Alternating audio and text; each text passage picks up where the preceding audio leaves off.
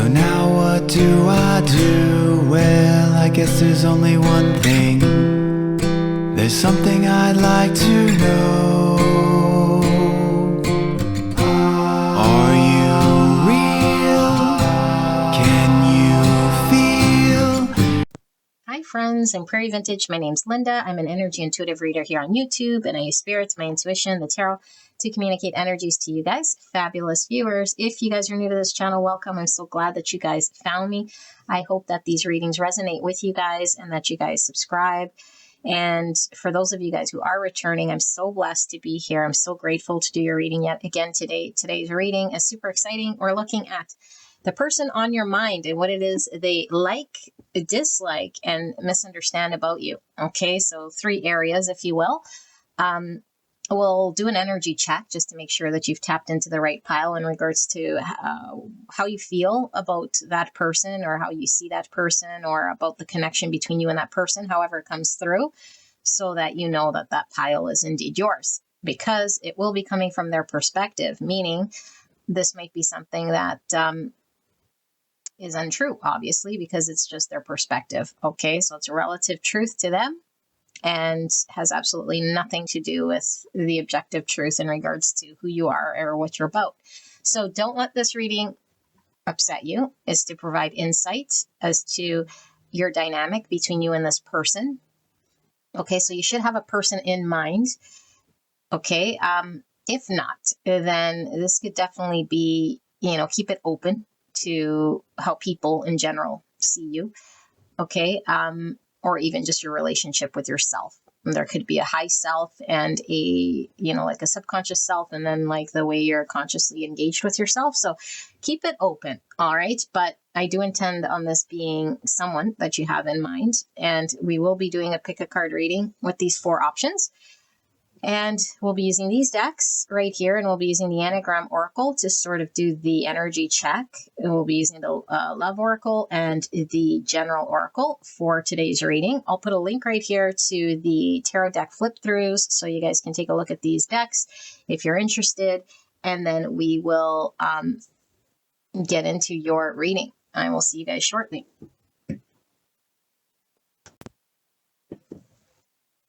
Pile 1. The Slow Tarot.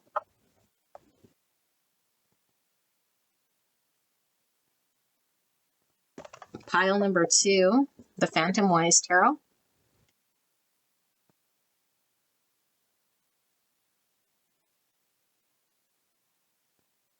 Pile number 3, Todd Alcott's Sci-Fi Tarot.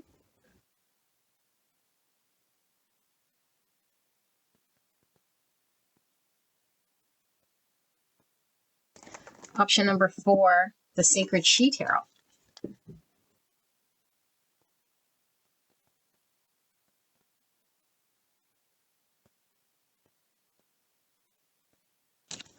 All right, sit with this energy. It's absolutely fine for the energy to come flip-flop, meaning it's a reverse pile. Okay, if that's the case, you can go check out another pile. Your person could be in a different pile. Okay, so don't force messages to fit, and I will see you guys at your pick.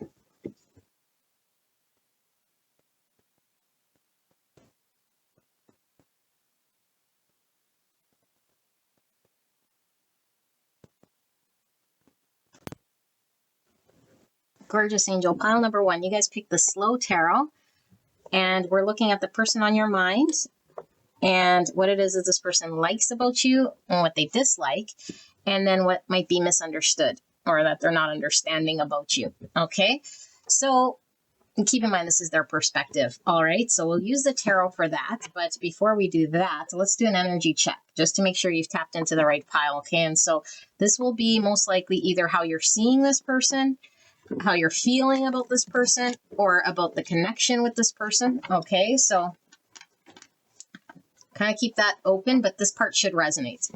Okay, now do keep in mind that sometimes energy comes reversed. So this could definitely be how they're feeling about you and the connection.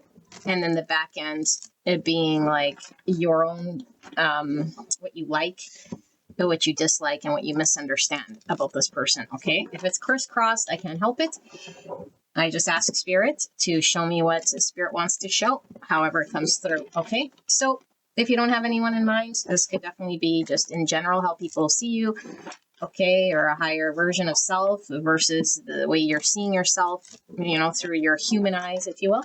So, Spirit, clear and concise message for the greatest and highest good of the collective that's tapped into pile 1. How will they know that this is their pile? How are they feeling, or what is their understanding of this connection between them and the person they came here about, so that they know that this is indeed their pile? Please protect me and the viewer as I channel this message for the greatest and highest good of the collective that's tapped into pile 1 and this connection. Thank you so much, Spirit. We're so blessed to be here. Please help me to channel in a way pile 1 will understand for the greatest and highest good of this connection. Thank you so much, pile number 1, for allowing me to tap into your energy, the energy around you at this time. I'm so blessed to be here doing your reading. So let's take a look. We have 66 with amorality, and we see bums, and we see wieners, and it says bad inclination, crushing other, pretending, lack of values, money, extortion, and immediate profit. 66 and 3. So 66 is a master number. Service is a source of joy, in which one pours from an overflowing cup, not martyrdom. Okay, and then we have 90 with peacemaker, wish for recognition, reconciliation, mediator, agreement, listening to yourself, awareness of your value. Type 9 peacemaker, instinctive center between forgetting and asserting oneself.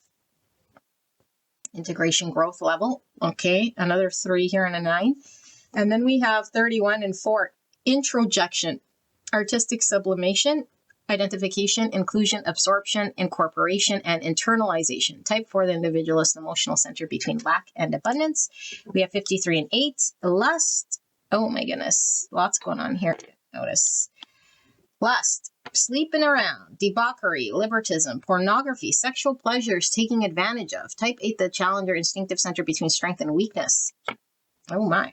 And then we have 93 and 3 with honesty, directness, integrity, probity, truth, loyalty, and morality. Interesting. We have amorality and then morality, which I'm assuming is the opposite of amorality. Yes. All right. So this is type 3, the achiever, emotional center between appearance and authenticity. Another 3. Wow. 333. You guys might be seeing as confirmation. Okay. That this is indeed your pile.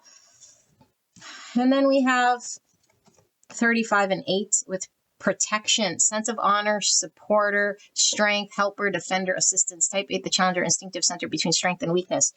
Okie dokie. Let me sit here with this energy, but there's lots already coming through. What should I use? Let me use this one.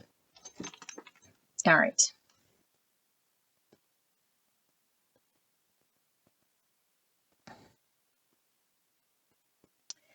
Okay, pile number 1. Let's get some signs. We have heavy Taurus Libra energy pulling through. This doesn't have to be Sun, Moon, Rising, or Venus. This could definitely just be the energy between the connection and what's formed. Okay, with the with those signs. We also have Aries, Scorpio, Leo, and Aquarius energy pulling through. Very heavy. Okay, we also have a lot of solar plexus. We also have a lot of ego with the 8s. So what does this mean? I feel like you feel, okay, if I'm reading this correctly, you could flip-flop it as you see fit. Okay, you feel as though there's a lot of ego with this person, and you might not understand exactly or use the word ego. Okay, but there's a way that this person is that is troubling to you.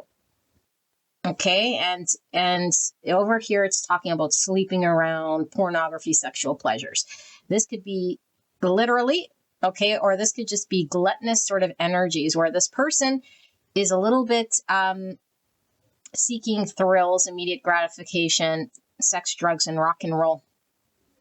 Okay, to the exclusion of a higher sense of value.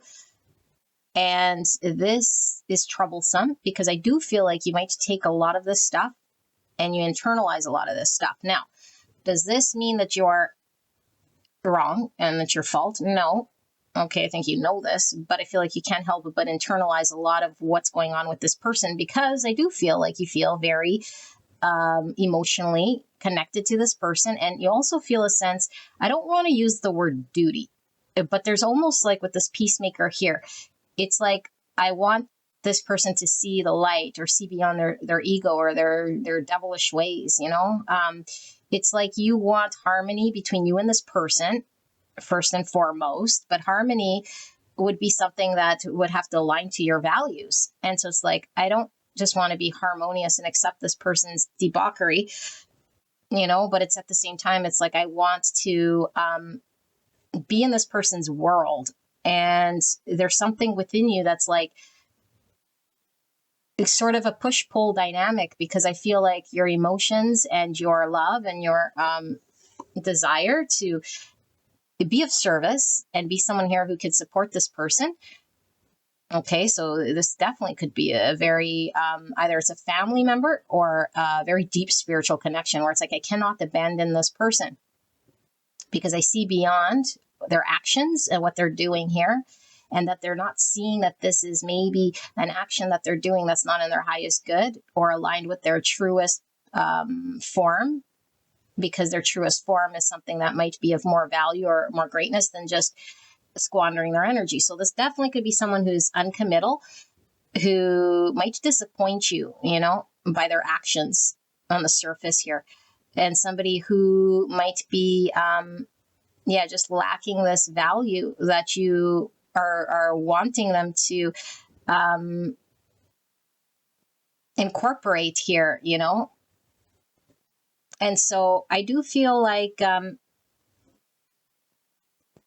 don't know if you're waiting so much as it is knowing that there is a greater truth, that this person can step up in some fashion or learn from their previous interactions in how they engage in the world, or maybe even with you, because maybe this person, for some of you guys, not all of you guys, but maybe for some of you guys, this person, you know, like hit it and quit it. I don't know. I don't use that term, but maybe they did something here, or that's their thing, you know, or you feel like they physically maybe used something of you, okay, physically, sexually, maybe emotionally, and then just sort of still chose another path, person, or thing. Okay. But for others of you guys, maybe it's just like you feel on the outside world of this person's decisions. And it's like, I have this greater, deeper understanding of what values look like, and what being honorable to self looks like, and wanting to have this type of a bond or understanding between you and this person, but this person is just not there, you know? And so I feel like there's a part of you that's learned a lesson already with this person, okay, through observation or through experience. And I feel like you are sort of in two worlds a little bit, because it's like, how do I protect myself, defend myself? So it could be that you guys are completely removed, maybe hoping for a future reconciliation at one point in time. I also missed that there's Virgo and Cancer here, by the way, okay? But it's like this person is needing to do some form of shadow work and work through this egoic action that they're doing, the shadowy self that's maybe crying for help.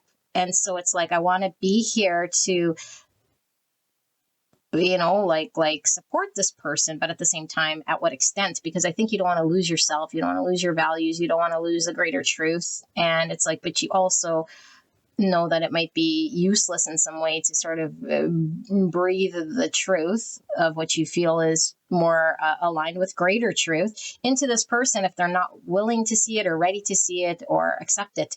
And so this is very difficult. And I do feel like there's something about this connection that you might feel you need to support. And so it's like, what does this moment call for? Does this moment call for me just accepting this person in great love?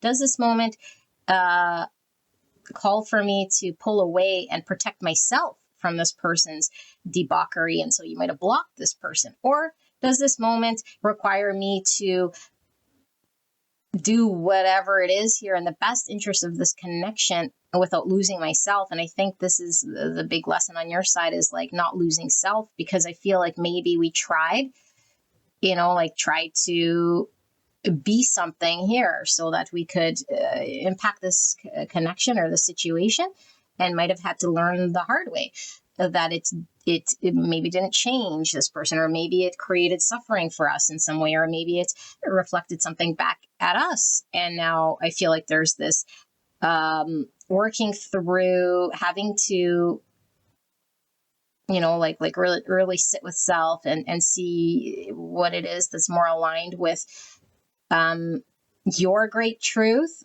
separating yourself from the connection. So I'm going to take it back to family, because it's like, like we don't want to do anything to, blood it doesn't necessarily mean we're obligated to that person forevermore. But at the same time, there's this sense of duty or loyalty to a family member.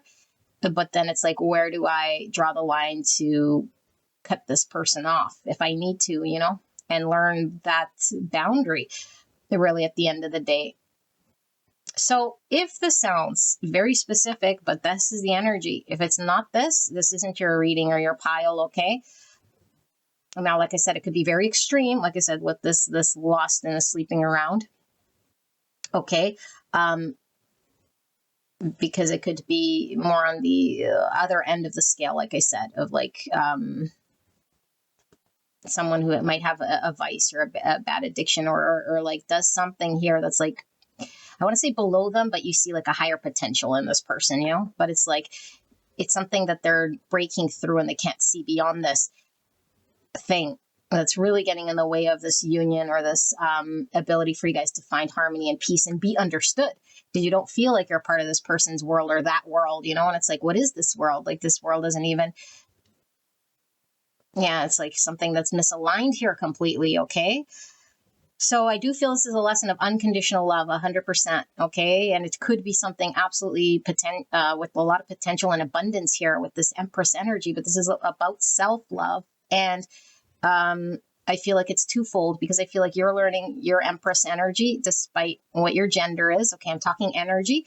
So this is your divine feminine energy, which is your ability to be in the feminine energy, giving and receiving love from a flow state, and knowing our self-worth or self-value and healthy boundaries. But I also feel like the lesson on this person's side is this divine feminine as well, even if they are like a masculine energy or a male in gender, okay, whatever this other person is, because I feel like this person might have, they might not love themselves, and you might see that they're acting like this to hurt themselves, or they might have mother wounds. So there might be this like, again, there's like sex without love, or this shallowness, or this abusive way. Okay, now I use abuse loosely. It could be emotional, physical, mental, spiritual abuse, one or all. Okay, that's happening here. That's like violation. Okay, and I feel you are also, what's coming through is as highly psychic or in tune with the mystic. So, you're at this tarot reading. Okay, but I do feel like maybe you have like this really deep, profound connection to the divine in a way that you're seeing this person spiritually, or you're seeing this person's higher self more clearly than this person is. And that this person is still stuck in some sort of matrixy ego with all the solar plexus, and this person might be very prideful or stubborn, or this is the way that they engage in the world because they want to be seen as something here that's actually very superficial in some way, or a little bit maybe even shallow, So I do feel like there's a lot of ego here that's having to be looked at on both sides, because our ego would be something sort of like finding peace and acceptance and love and boundaries, okay? Because the ego can go on both sides. It could be like heavy in pride, and it can also go heavy in victim. It plays both sides of the coin here. And so we might have felt victimized by this person, that's an ego. Nobody can victimize us, okay? They can act how they act, but our truest essence is never tainted by anything like this. And so it's like, how do I learn this? How do I work through this? So I think this connection has pulled a lot of strength from you to find deep within yourself, like spiritual strength, I feel here, and even strength to manage this person in the 3D world, like strength to walk away, strength to make decisions, strength to engage and know the difference. Okay, it's bringing up a lot of reflection here as well. Wow. Okay. I don't know if I said Leo. I think I did, but that's coming through as well. And then there's lots of question around the future, you know, but it's definitely bringing a lot of healing. Like this connection is a healing connection, and because it's bringing out things that need to be looked at and healed, specifically, again, shedding of the ego, you know, and reflecting on self. Okay, so I think I covered it all. I'm just going to keep coming out like crazy. So let us now flip it, flop it with the opposite energy. Okay, now I do apologize if it doesn't get flip-flopped. I do intend on it getting flip-flopped, meaning now this is the other side, the other person. Okay, but Spirit sometimes likes to play jokes. And then we get something else happening on the back end. So, Spirits, we are looking at pile 1. The people that resonated with that first part of being their reading. Can we please take a look at pile 1's person they came here about, person on their mind, and let's take a look at what this person likes about pile 1. What do they like about pile 1? Clear and concise message for the greatest and highest good of pile 1 and this connection. Please protect me and the viewer as I channel this message for the greatest and highest good of pile 1. Now, pile 1, this could be what they like about the connection or how it makes them feel or about you specifically. I don't know how it's going to come through. If this person's very self-focused, it could be how you make me feel. You know what I mean? Especially with all of that solar plexus and all of that immediate gratification energy. It's like, you make me feel this way. Okay, but there is something spiritual. So what's going on there? Let's see. Spirit. Pile 1's person they came here about. What do they like?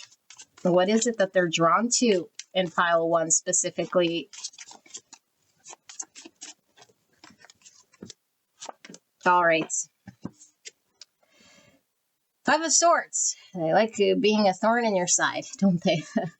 6 of Wands. There's that ego. And there's the 6 of Cups. Oh my goodness. Let's see. Might as well see the bottom of the deck. Yeah, 7 Swords. Okay. Let me sit her with this energy, okay? Beautiful angel. Okay.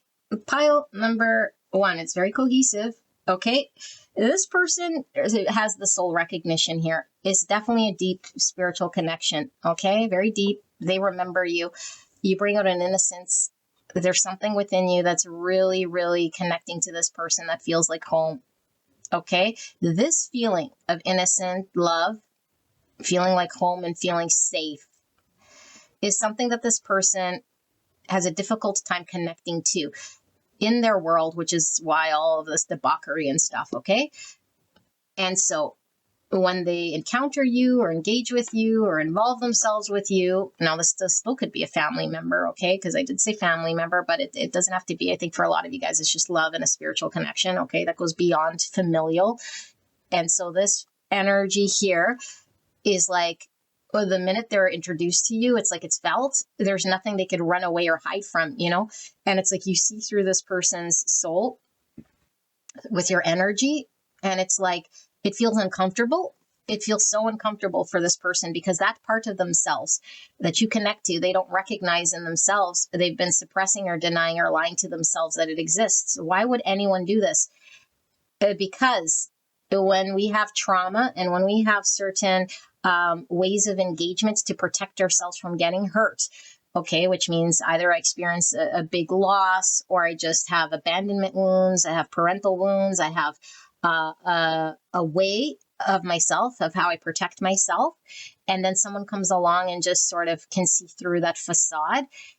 It makes me feel so uncomfortable, and I sabotage and I push away, and then I act in an engaging way. It's like, will you still like me at my worst? You know, will you still love me in my worst? And so I feel like this person is in an energy of like they'd still be debaucherous or like unloving to themselves, right? By choosing like amoral things, I guess, without you in their world. But now here comes pile 1 in their world. And now it's like, I ramp up that activity, you know, because it's like, I feel more floundering and I feel more exposed. And so I might as well lean into it and double down in the thing that I'm not.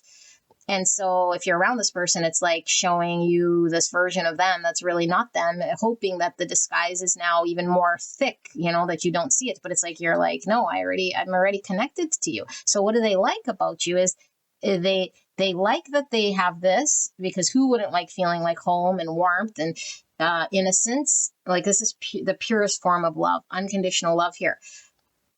Okay, and so it's like a catch-22 because it's like everyone wants this because their soul craves for this wholeness feeling, especially when we don't know that we are whole. It's like we're always seeking this, either with the immediate gratification or substances or whatever it is that we're doing is really our inner soul crying out to fill that void.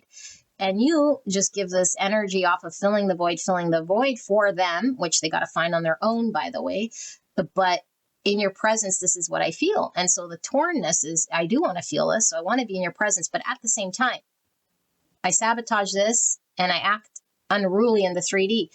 And so there is this, again, image that they're portraying that's not them, that could be infuriating to you, obviously, as we saw, because you know of a greater truth and they know that you are giving this off. But it's like, how can you put words to this whole thing? And so there's still a fake self, a false self, or an identity that this person believes that they are, that is the one that deserves to sort of create this conflict between you and them. Despite them feeling this beautiful, intense recognition of love at its purest form, this person remembers your soul, and I do feel like this person also sees you as someone who is very genuine and also someone who's very giving, very kind, maybe even sometimes a little naive. This person misses you a lot when you're apart from them. Okay, and I feel like this person might keep a lot of things from you. This person might have lied and hurt you, okay, for some of you guys. Like, they did this as a part of this sort of identity that they're trying to upkeep. Like, this is my image, if it's a tough guy image, or no one tells me what to do, or I whatever that narrative is, and they could be surrounded by fake people. And so this is another thing, is like all of the people I encounter or all of the engagement I have in the world, it doesn't compare to the feeling that I have with you, because I feel like they feel like time stops with you or the world stops with you. It's like I could spend here forever with you. But all the other things in play is like preventing this person from allowing themselves to feel safe in this moment. I feel this person also feels like they could talk to you about anything in that world. Okay, like you would be a person that they could connect with and communicate with, but it's like it's all within them to overcome. And so this is why I feel like they might be withholding or they might not communicate, but it's like, you're the type of energy I'd want to talk to. You're the type of energy that energy flows with and communication can flow with. And it's like, I want to understand more, in that world. And so I feel like there's an energy here of like, through many conversations or through many moments of sharing, I see something within myself that's being revealed over time. And so this could be a very over time difficult situation that's growing over time, that's taking time, that through time is actually strengthening and flourishing. Yeah. And then we have the 8 of Cups in reverse, but it's like, but there would have to be an acknowledgement of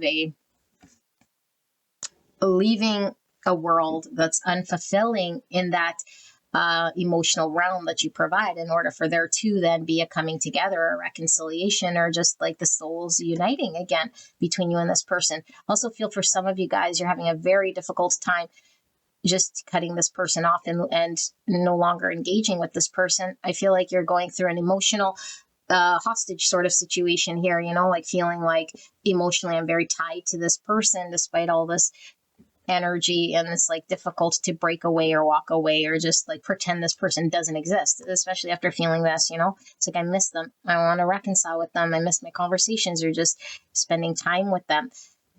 And so if you are in a period of no contact, there is an energy here of a reconciliation at some point in time.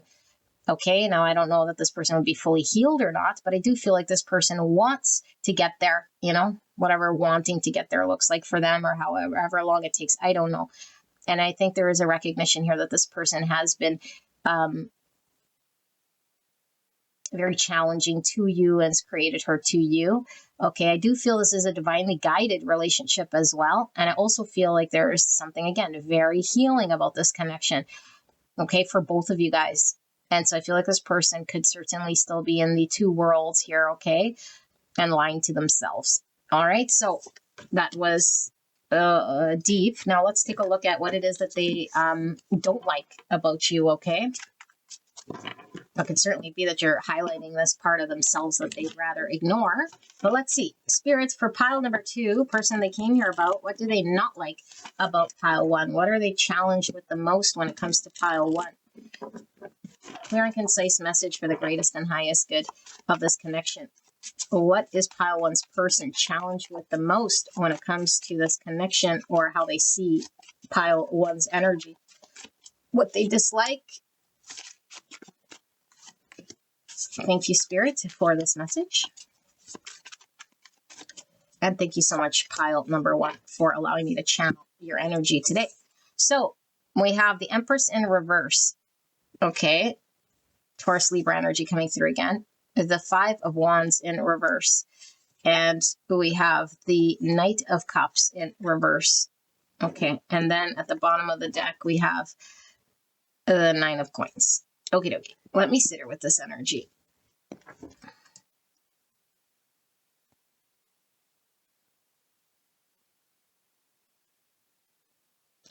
Okay, beautiful people, what they don't like, okay, but I feel like this might be coming from the egoic self. Okay, so this doesn't mean don't do this, because I feel like by you doing this is sort of what's waking this person up, if I got to be honest, okay? But let's just channel what this is. So this person understands that consequences have some, or actions have a form of consequence, obviously, and what they've done, because there was the 5 swords and 7 swords, is created a space and a division, and has been creating this, or is still creating this division or the space, because you are sort of removed here from truly being open and safe and vulnerable and in that energy that they felt with the 6 cups with this person while they're entertaining that energy. Why would you? They don't like this, because I feel like you're like, I'm not going to run after you, chase you, fight for you, and play and compete with all of those putangs is what came through. And I do not know what that means. Well, I mean, it could have a meaning yet. It's like, I'm not one of your, oh my gosh, there's lots of like strong words coming through, you know? I'm not any of that. And so there's your understanding of your self-worth and your self-value that doesn't engage. And when this person is in that energy, it's like, I don't just go blindly giving of my cup, you know, even if I have a lot of love, and there's so much love here.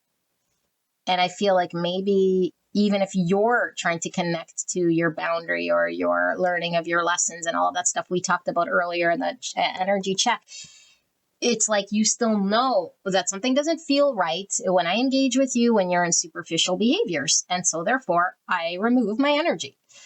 And they don't like this, and they're not liking this because you're obviously not this overflowing cup that's giving them this energy that they want. And they want it because it feels good and it feels right and it feels aligned. But it's like, yes, but the cost of admission here is for you to drop your ego or heal the thing that's creating the suffering in your world, or this big hole in your world, you know? And so I feel like this person wants to be, it's like, it's not that they want to be in that world, but it's almost like I've been in this world for so long of like thinking that it protects me, that the story I've built around why I do what I do is a sense of who I am. And because of that, it's like, you're trying to tell me not to be who I am. It's like, what? No, but that's not even you, you know? But it's like, if we're engaged in that behavior for who knows how long, or like it's really done something to highlight a belief, even if it's untrue. It's like my belief that I don't know, let's just say I have low self-worth or something, and then I do that thing, whatever the gluttonous thing is. And then I feel like some alleviation, you know, or some scratchy itch. It's like, I prove to my belief something true about it, and it's very superficial. And then it's like, I cling to that idea. And then I'm like, that's my that's for me, or that is who I am, or that is a part of what I decide to do. And you're like, well, no, like we can't tell anyone who they are and who they're not, but you already connected to a spiritual realm. It's like, no, this is below you. This isn't who you are. And so you're like, withholding is really here, while this person figures themselves out and detangles themselves from this falsity of the 7 swords that we were seeing here. And so it's like they don't want to,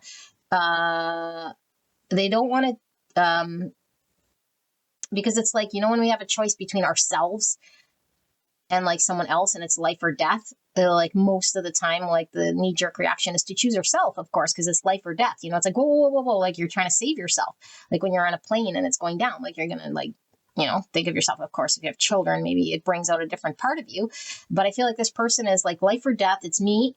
And now I feel like I'm fighting for my life. And so therefore I don't want to see the other side that you're asking them to see, because it's like, it's going to like, it feels like it's going to kill me if I look at that other side of it, So I'd rather ignore it, not look at it, and tell myself that I am this version.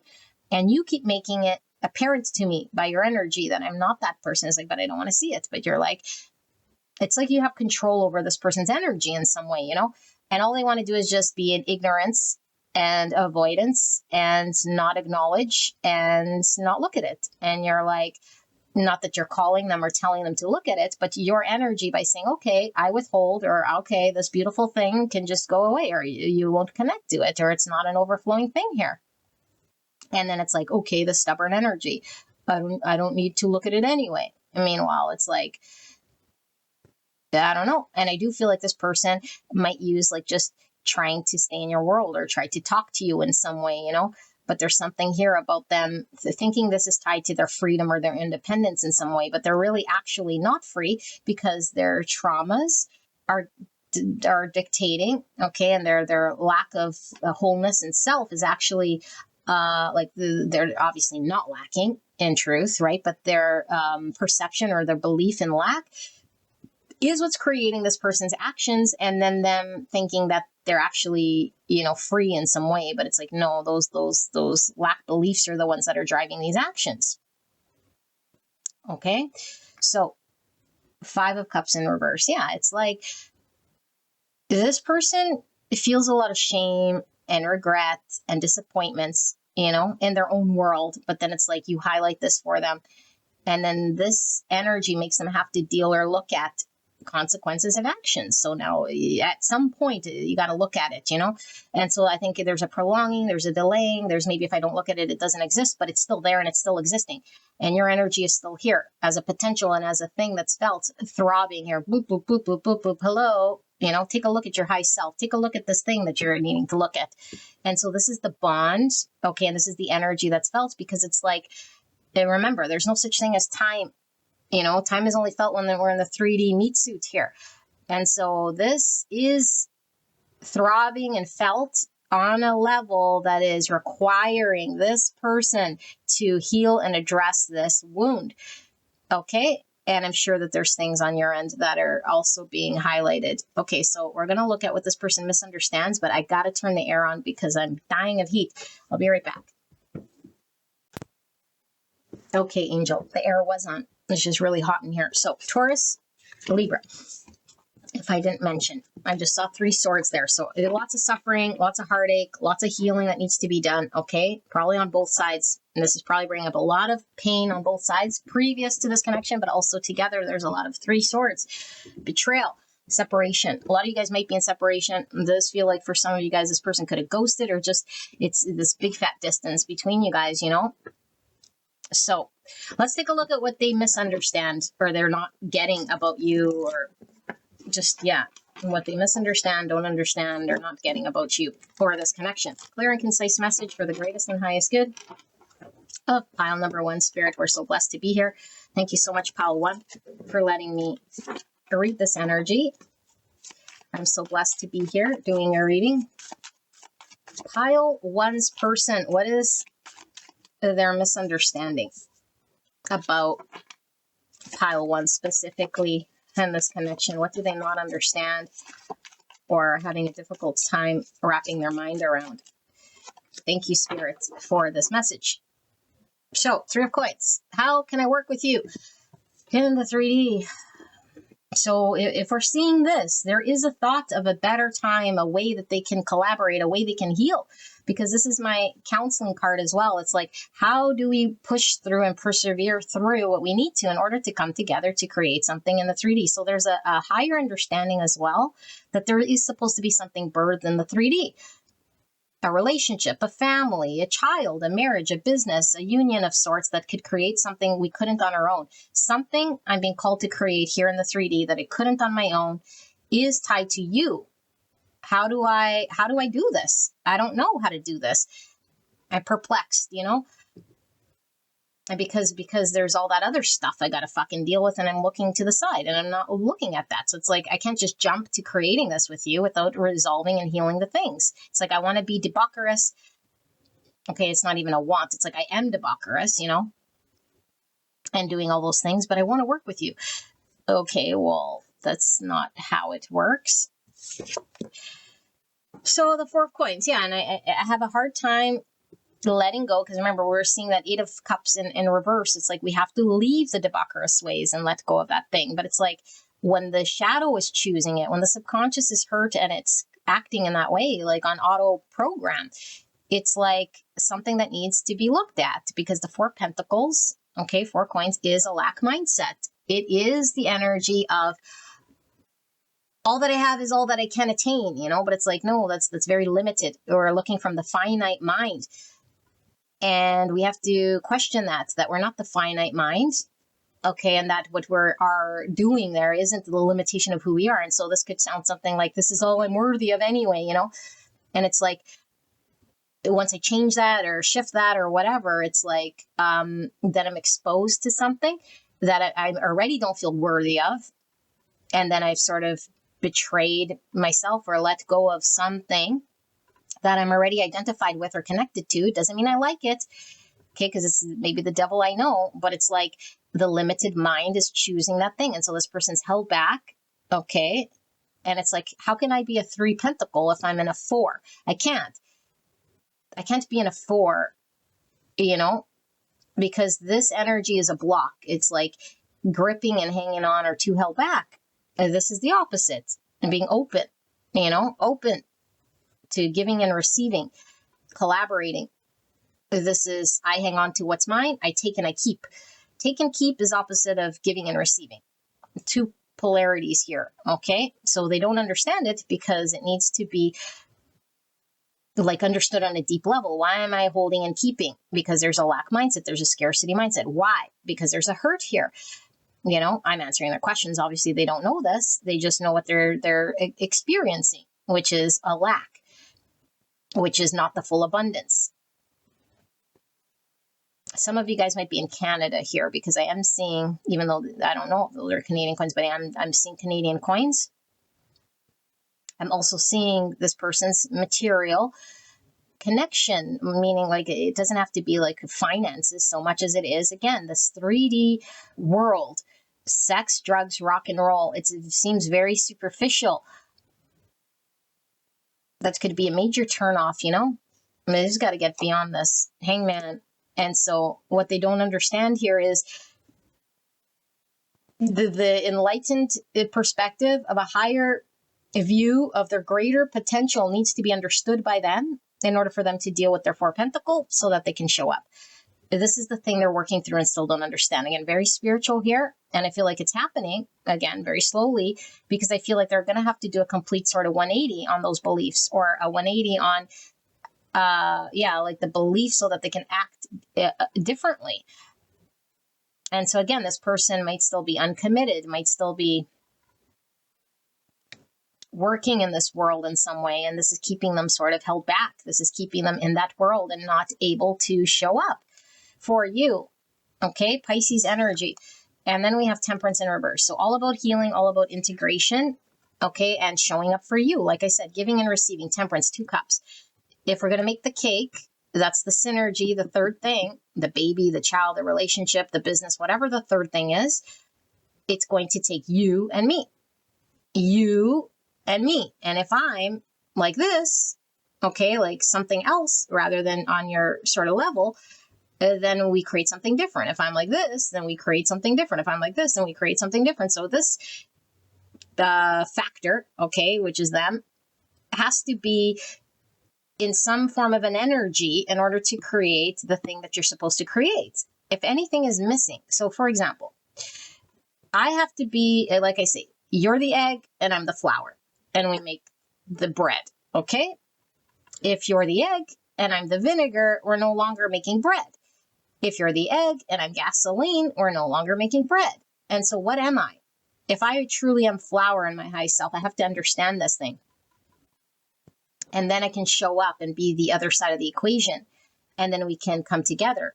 But I have to be healed, and I have to deal with certain understandings that I have in order for me to gain a higher perspective of why I'm doing what I'm doing, see through my lack mindset, and heal this thing, work through this thing, understand this thing about why I do what I do, and not just like react to it and do this thing out of a wound, out of a way of that I've always been, without giving it any sort of mind, because I'll keep getting this lopsided relationship. I'll keep not being able to show up as your flower.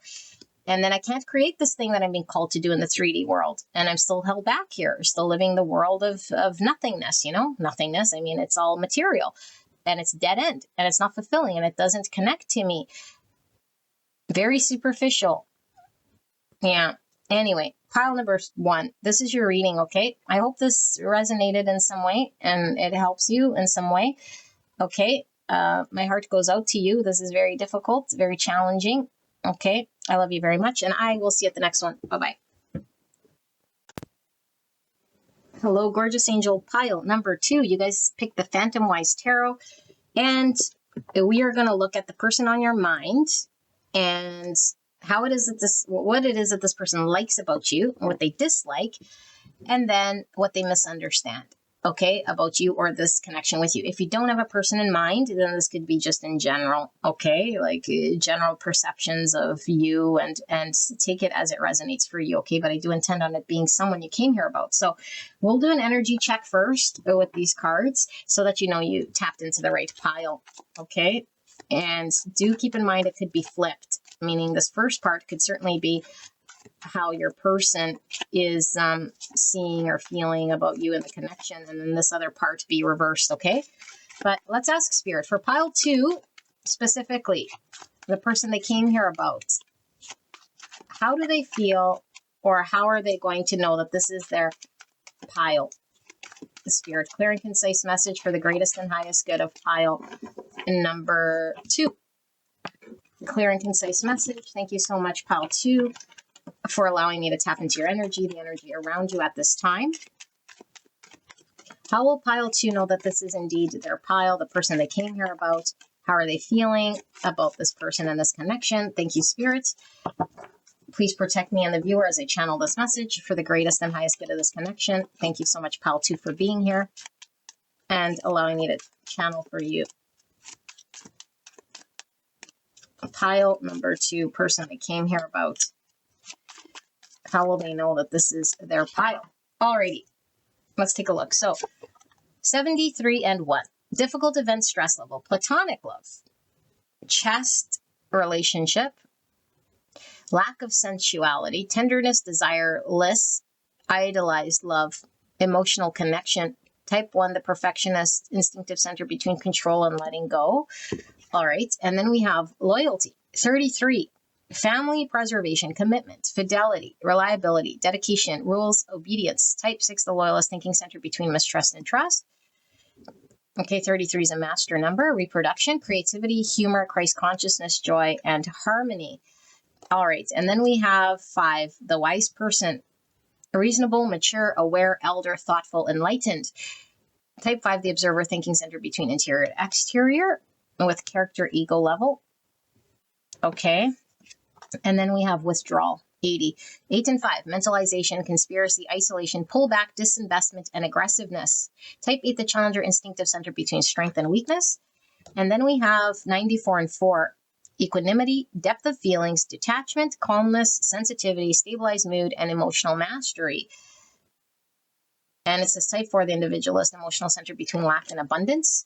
And then we also have narcissism, 61 and 7, mental tendency, stress level, self-obsession, egocentrism, self-love, selfishness, navel-gazing, and self-adoration. Type 7, the enthusiast, thinking center between pleasure and pain, with the heart chakra here. Okay, and then we have the throat chakra. So, and then we have the spiritual chakra, and then we have some shadow here. Let me tap into this energy, okay?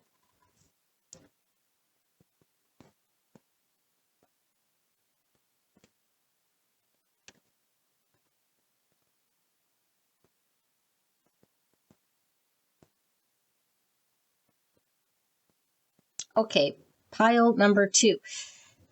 So some of the signs could be sun, moon, rising, could be Venus. Okay, but this is more the energy that the connection is generating between you and this person. We have some Virgo, Gemini, Capricorn, Taurus, and Sagittarius, Leo, Aquarius, Aries, Scorpio, Cancer. Wow, quite a bit. Okay, so this energy that I'm tapped into here, okay, I don't know whose it belongs to, and I want you to keep an open mind, because if you're connected to someone, this could be how someone is feeling about someone else, okay? That made sense for somebody, okay? This could be definitely another connection that you weren't intending on it coming through, okay? So just take what resonates here. But this energy that I'm tapped into, which could be the person you came here about, okay? There is this a loyalty that's there, that's based on almost something that's completely gone. Okay, this seems to me almost like a loveless marriage is sort of what it seems like. And it's like, we say loveless, but on the outside, people would think, wow, like those people, would sort of do whatever for each other. Like it seems like there's an unspoken loyalty to one another here, which seems almost beautiful, right? Like you're loyal to this relationship or to this person, but there's like no substantial thing there. In fact, it's actually unhealthy. And so this is like a codependent sort of energy that's pulling through. It feels very dry, and it feels almost like it was at one point functioning, okay, so which means that at one point it might have been very deep and true, but when I say very deep for this connection or felt, and now whatever is there, the feelings have sort of dwindled a little bit here, I feel. Okay, and so this does feel to me like a loveless marriage. And so this person, which could be you, by the way, is having to go through a whole unpacking, because this could be, I identified so much with this connection, so much so that it made me think that that was who I was.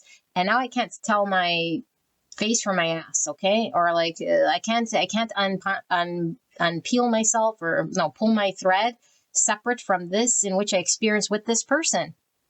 So this could be someone we were married to for a very long time, or yeah, that's what it feels like, because to me, it doesn't feel like someone who just sort of blew us away in some sort of real deep, spiritual, profound way. And now we're sort of lost here in the ethers, trying to find that again. This almost feels like I was so involved with this person on this like superficial level is really what it feels like. That my whole identity or my world or the thing that I believed was how I had to be or who I was invested in this relationship or this person. And so now that things are becoming apparent that there's something missing or dry or whatever, I might still be doing the actions, and I'm not sure how I'm going to be able to identify myself and break away from this thing that I've been loyal to and still might be loyal to, without really understanding that I'm codependent in some way on this feeling or this interaction, which is very transactional, by the way. And so this person does feel detached from that person. Detached. and feeling like it's like a battle of the Hierophant, which is like what people expect of me, what society says that I would do, which would be right, and this deeper underlying pull of what would actually morally and spiritually be more healing and rewarding for this person in order to connect to a different part of themselves here. But I feel like this person isn't quite there. And I also feel like this person, but isn't quite in this relationship either. So they're not quite anywhere, you know?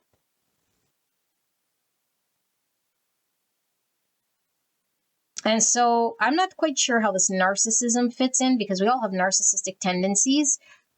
Okay. And I feel like what's going on is something that's pulling through is that this person needs to welcome every aspect of themselves and not deny or suppress that they could have something that would resemble some sort of narcissism. It's like, if I choose myself, this is one thing, okay? If I choose myself, then I am being selfish, which is an untruth. But it's like it's coming through as narcissism, you know, because I feel like it's such a distorted Hierophant view that we have, that's implanted by society, that's like, whoa, if you choose yourself, like, you're just selfish and you're a narcissist, you know? It's like, well, no, choosing self means I love myself enough to be authentic and express my truest, deepest desire of self-growth and healing on a spiritual, soulful level. I'm not talking about desires to go gangbang, you know? And so there's this, like, when we suppress a part of what's true, okay, and it conflicts with the Hierophant, it's like, whoa, whoa, whoa, whoa, whoa, whoa. Now I'm like going against this, and I feel bad or dirty or not good, you know? It's like, oh, I'm getting a very sharp pain in my side, almost like I got stabbed twice. I'm seeing this is totally something else, okay? But I don't know. Is this coming through for someone, this person or someone, or there's a story here about somebody getting stabbed with a knife? Okay. I feel like it's on the finger, on the hand or something, or like part of their fingers got cut or something like this. Okay. Or two of their fingers, or two instances where they were, so I have a knife story. Yeah. That's coming through as confirmation for someone. Anyway, back to this thing. So when we suppress any part of ourselves because we have, we're a whole being, okay? We definitely have shadow.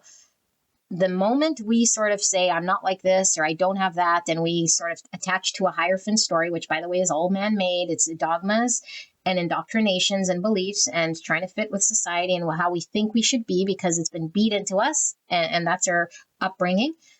And then we put aside the truth, which is always there, by the way, the truth, capital T. My soul is crying, my need for connection and deepness. It has nothing to do with man-made stuff. And so when I suppress that part of me, which I am, and then it comes through haunting me because it needs me to act on this thing. It's like I suppress it more and say, no, that's bad, not good, you know. And this could also look like something like I lost my spouse. I lost my spouse, and now I cannot engage with someone else, you know. Hierophant energy. What would my family think? This is misaligned. I took this vow, I took this oath, or whatever it is, and I'm going to be loyal till the end of time. Meanwhile, we're an old man by yourselves, and life keeps going on, and they don't care that you stood by some value, and neither does God at the end of the day, and you're just wasting your life. You know, if I got to be very blunt about it, wasting our life. Why? Because our life here is to be connecting to our soul through love, because we are love. Okay, our essence is love. And so by boxing it in or closing it off, saying this is right or this is how it is actually just being loyal to a Hierophant energy. Okay, and you can watch enough sort of near-death experiences to know that at the end of this thing, Jesus isn't sitting there saying, well, you dated again, you married again, and therefore now you're going to be in hell, you know? But these are all beliefs. Now, that's just some sort of random example. But back to this thing. This person is in an unhappy situation, And this person is still undoing their beliefs. And I feel like this person is still loyal to that belief, not necessarily to that person. In fact, they're not loyal to that person, but it looks like they're loyal to that person because they're not taking action anywhere away from it, or are acting true to themselves. Now, this could be even more deep-rooted as to why are we then not true to ourselves? Yes, the Hierophant, yes, the indoctrination, yes, the belief, but there could be something very subconscious that's actually the real reason why this person is hanging on to this, you know? And it's like I've dismissed this part of me, you know, that I'd rather just like project it onto other instead of looking at myself and being honest with myself. So I don't know. This is a weird one. If I got to be honest, I feel like it might not be clear, you know, to you the way I read it, but that's definitely how it's coming through. There's an unwavering loyalty to something that's misaligned. At the end of the day, and I don't know who this person is, if it's you, if it's the person you came here about, if this is towards you, or if this is towards someone else for them, you know, or you to them, vice versa, crisscross, applesauce. Now we're going to look at the person on your mind and what they like about you. Okay, or this connection specifically. It doesn't necessarily mean what they like about that other relationship, okay? If you resonate as that being your person. This is, what does this pile number 2's person like about pile number 2? What does pile number 2's person like most about pile number 2? Clear and concise message for the greatest and highest good of pile 2. Please protect me and the viewer as I channel this message for the greatest and highest good of pile number 2. What does pile number 2's person like the most about pile number 2?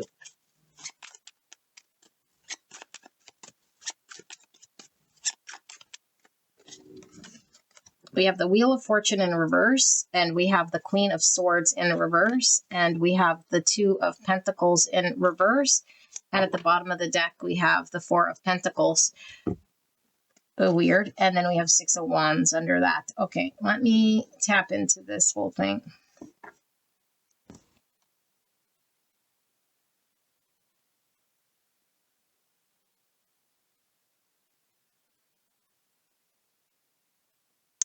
This is hard to channel, this energy, if I got to be honest, but let me just keep sitting here. The Three of Pentacles in reverse. So this to me feels like an energy that's really, really, really, really, really stuck, okay? Obviously, because I still feel it's that person who's still wrapped up in some sort of other thing, which is getting in the way of this person being available here. It's all about that image of what they want to upkeep here is really their main driver. So if that's their main driver, you could imagine that everything that they sort of like would be whatever supports that. Whatever supports that about me is the thing I like. Okay, which is weird because, I mean, that thing is something that is not doing them any sort of favors, you know? But there's like hanging on to you as like a thing here. But it's like, there really is this energy. This is so hard to explain, but there's this energy almost like this, okay? Try to follow.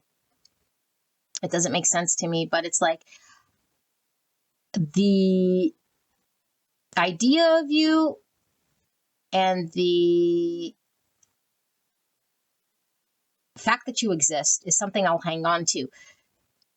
And that I like. But everything else is difficult for me. Because I don't see how, I don't see when, I don't understand, and I don't want to let go, but I also can't move forward and pull the trigger. And so I'm still focused on the version of me that is upkeeping my identity, that I'm choosing in a way, thinking that I'm consciously choosing, but really I'm subconsciously choosing because I'm like suppressing parts of self that need to be addressed and acknowledged within myself so that I can upkeep this world, because I think that's where I have to be because of my Hierophant. Okay, but what I like about you is that you exist, you know? And I know that that might sound very hurtful because like, what do you mean? That's all they like about me? It's like, well, someone like this is more focused on upkeeping this illusion. And it's like there's an understanding here, according to them, which is untrue, by the way, that it's like, I'm not in a position to work with you. I'm not in a position to let go of this thing. I'm not in a position to. So that's what I'm doing here. But you exist. And I'll hang on to your energy, and I'll hang on to the fact that you exist, and I'll hang on to this understanding of a something. And I do feel of a something here is something that is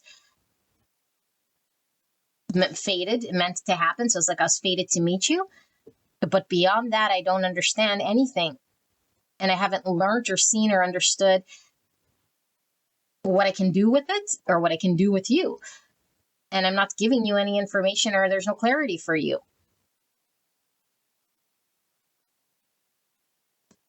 It feels very empty here, you know? I don't know what else to say to you.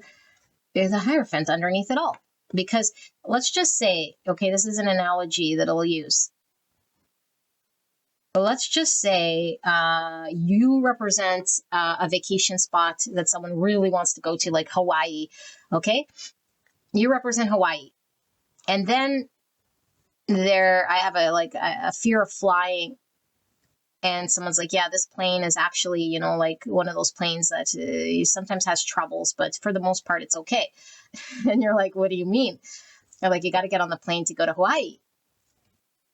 Well, doesn't matter how much I like Hawaii. My focus is completely on the bunk plane that have to get on. So no, I'm not going to go to Hawaii. No, that's what this energy is. It's like, no, I'm not going to go there. It's like, but if I ask, do I like Hawaii? Yeah, I love Hawaii. So does this person like you for sure. But I got to get on the bunk plane. And the bunk plane means I got to do the thing. And when I got to do the thing, that means I have to fucking deal with it, you know? And it's like, but the Hierophant is saying we don't get on bunk planes. Yeah, you're right. I don't. Okay, I won't, you know? Meanwhile, I don't know, bunk just maybe means we don't serve peanuts, you know, or whatever. And they're like, whoa, it's a bunk plane, or just this fear that I have, you know, that I don't get on purple planes. It's like because they're bad luck or something. This like a belief. Like, what do you mean the purple plane is bad luck? I know these are really abstract sort of meanings, but this is exactly the energy that I was saying I can barely channel. Can barely channel. I feel for you guys though. This feels very not good. So let me do one more round here, although I didn't do that for the other pile. I want to see, what do they like about you specifically? It's like, I like you as a concept of Hawaii, you know? And so that could just be like a fantasy of a version of you that exists that I'm already knowing I cannot reach. And therefore, I've already given peace with I can't reach. But doesn't mean I don't like you. So let's see. What is pile number 2's person? The person that came here like about pile 2 specifically. What do they like about pile 2? Is there anything more that I missed? Clarity. Any other aspect? Clarity on that aspect. So Magician, the Moon in reverse, and the 3 of Wands in reverse, and then the 9 of Wands, and then the Hierophant again, now in reverse. Taurus energy, by the way, and Virgo, Gemini, Cancer. So I'm sure you could probably read this, right? This person doesn't want to let go of you, of course, because the 9 Wands is someone who's still in the fight. You know, they haven't let go. The 4 Pentacles, like I said, I'm hanging on to the idea of you or the fact that you're there in some way. But it's like this Hierophant is the thing that's getting in the way of this person being able to engage and move forward. So this person is stuck where they're at, based on an illusion that's creating and casting shadows and fears, which is actually untrue, and it's just been planted in their mind, and that they're manifesting their reality. And their reality is experiencing a loveless marriage or a situation that is blah.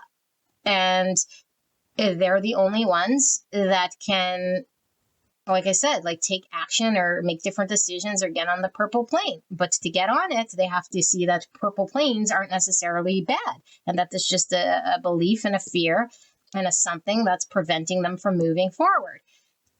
And so it's like, I'm going to protect myself from purple planes. Okay. And they're not seeing you as the purple plane. You're Hawaii. So what do they like about you? They like that you're Hawaii. Okay. But the only thing that I'm focused on is I might die if I get on the plane. And that's my focus, is this Hierophant and this environment that I'm in. That's their focus. It's so fearful, you know, that it's so loud, that it's drowning everything around it, that I don't see you. I can't move forward with you. I'm not thinking of Hawaii when my kitchen's on fire, you know? It's like someone coming to this person, like, what do you think of Hawaii? And they're like trying to put out their car fire. Like, they're like, stop, I gotta keep out this car fire. And they're like, no, but Hawaii, do you like it? And I'm like, no, car fire, you know? That's what this is, okay? Weird energy. I don't know. That's the weirdest thing I've ever channeled in my life. Sorry, I don't mean to laugh at it, but it's like that sort of a weirdness. Like, do you know this person? You seem like just a fantasy dream for this person in some fantasy life. Like, you'd be an ideal in some way, you know? But it's like, it doesn't matter because you don't really exist in this person's world, because there's bigger fish to fry here that are needing to get dealt with. So let's see, what do they not like?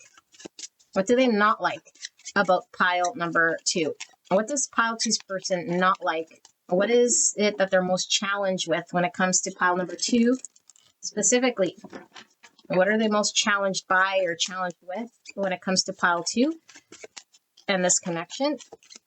What are they most challenged by or with? The Empress and the Page of Wands in reverse. Yeah. And the Moon in reverse. And I can't make this shit up, you guys. Honey, the tarot reader's freaking me out again. Hierophant. The fucking car on fire has absolutely nothing to do with you and everything to do with this connection. Unless I get my car fire under control. Okay? Meanwhile, it's not really a car fire, but I'm seeing it, or it's kind of a car fire in a way, because it's like I'm sitting there generating these fears and generating this belief. And unless I get that under control, I can't do anything with you. So what do they not like? It's like, no matter what someone tells me, I always like Hawaii. Like, they see you as this Empress. You're the ideal. Like I said, you're full abundance. But what they don't like about this whole thing is I can't explore you. I can't go over there. I'm like tied to my car fire. You know, I can't get on the purple plane. I have a whole bunch of fears that I need to work through. I have a whole bunch of things that I'm seeing in one way that aren't actually true, which is man-made dogmas, beliefs, reasons why I gotta stay put and not get on the plane. And so no matter how many times you ask me about Hawaii, I'm always going to tell you the same thing. Hawaii is wonderful. You know, pile 2 is wonderful. Pile 2 is abundant. Pile 2 is, they see you as this. So what do they like about you? That you're an Empress. Fully abundant, okay? Warm, safe, loving, kind. All the queens in one is this Empress. So intelligent, beautiful, attractive, savvy, caring, compassionate, motherly. All of this stuff comes through the Empress, okay?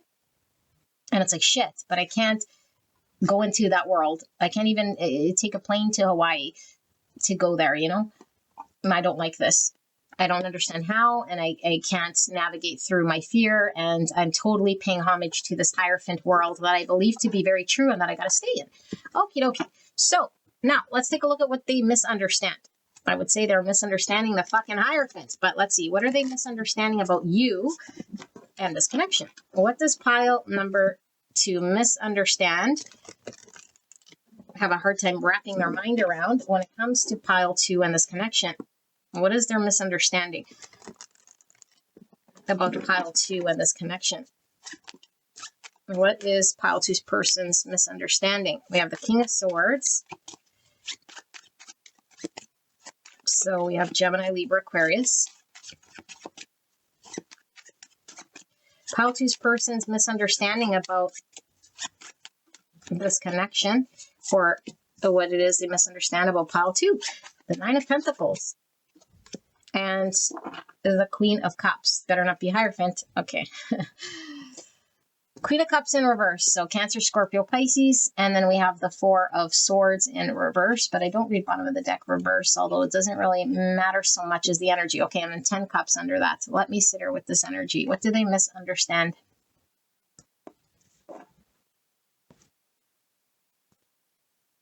Okay, this one's clearer. There's the misunderstanding here. I feel this person is so matrixy with all of that Hierophant, of course, because Hierophant represents a human man-made belief system structure. You know, everyone's doing it, everyone believes it, and I'm going to drink the Kool-Aid, and now that's my truth, and there's nothing outside of that, or else it's bad. Period, end of story. I don't even question it. It doesn't even come into my mind. And it's why? Because it's so integrated in my belief. I don't know. You say shadow work. I look at you like you're Japanese. I have no idea how to question any of that. So what's with this person? This person totally thinks that they're, oh my gosh, they totally believe the Kool-Aid that they drank. Okay. And it's so difficult to undo this thing, because we believe it to be a great truth of ours, and we can't even consider anything outside of that because it hasn't even occurred to us. It's like we're too smart for our own good, you know, but it's actually stupidity. Sorry if I have to say it, okay? But it's really ignorance. There's no stupid. It's like ignorance just means an absence of truth. Okay, and the more we sort of think we know, the more we're sort of tied to a story and believe it to be the truth. Because it's been my experience, therefore it's true. Especially when they're like, in my 50 years of experience, this is the truth. It's like, no, that's just your 50 years of experience. Someone else could have 50 years of something completely polarizing to that. So this person thinks they're smart, you know? That's their biggest misunderstanding. It's like they're not smart. And so now their big smartness mouth here is saying, when I can be free, okay, like because they're already their baseline, which begs the question, by the way, because the baseline's already skewed. When I'm free, by the way, they already are free, then I could become this independent single person that's available.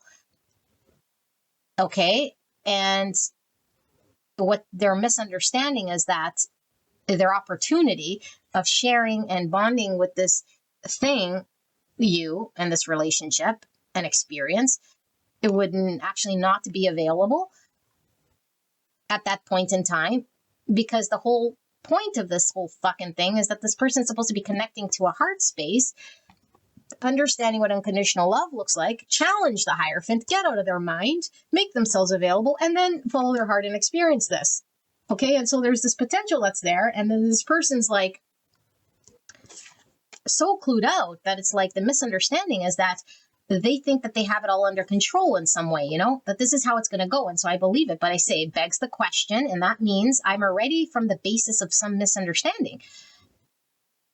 That's like, but I got to deal with the fire first, and then I got to go to the airport, and then I get on the plane, and then I go to Hawaii. It's like, no, but first of all, you got to understand that like the plane ride is only there at 8, and then you can no longer get on that plane. You're just assuming that whatever your story is how it's going to happen. And they think that their story is like, I have to do a series of steps here and then I'll be free, you know? It's like, no.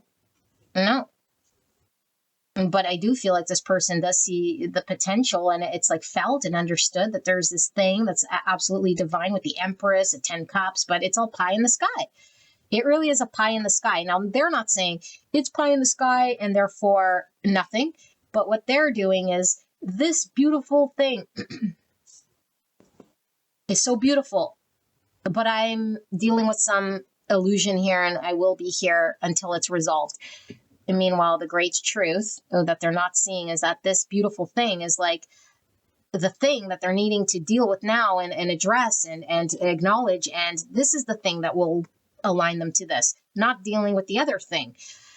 Do you know what I'm saying? I think you know what I'm saying. Yeah, 10 wands is exactly how I feel. Okay, but being in that car fire and dealing with all that stuff, it's this heaviness. Knowing that this future exists, you know, and then carrying the burden of, but I gotta do this, and then it has to be that, and then the thing, and I gotta this, and then that. It's like, you know, like if they have a spouse that's passed even, it's like there will be no point in time that this person would ever make themselves available, because if they have that belief of the Hierophant that if I go into another relationship that I'm bad or it's not good or it's going against what's expected of me, this would look something like, but in a next lifetime, In a next lifetime, it's like, what? But it's like carrying the burden of knowing you exist. So I got to live, another 50 years knowing you exist. That's a burden. It's like, so I'll just have dreams of you and a better time and a better future. Untruth. Because I'm still hanging on to the truth, little t, of the Hierophant. Meanwhile, there's something greater that needs to be examined. I don't know. This is fucked. Anyway, this is your reading, pile number 2. I hope this helped you. I'm sorry if it made things confusing. That's your reading. If you didn't resonate, go check out another pile. I'll see you guys at the next one. Bye-bye.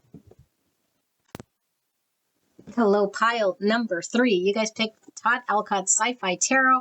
I cannot wait to get into your reading. Gorgeous angels.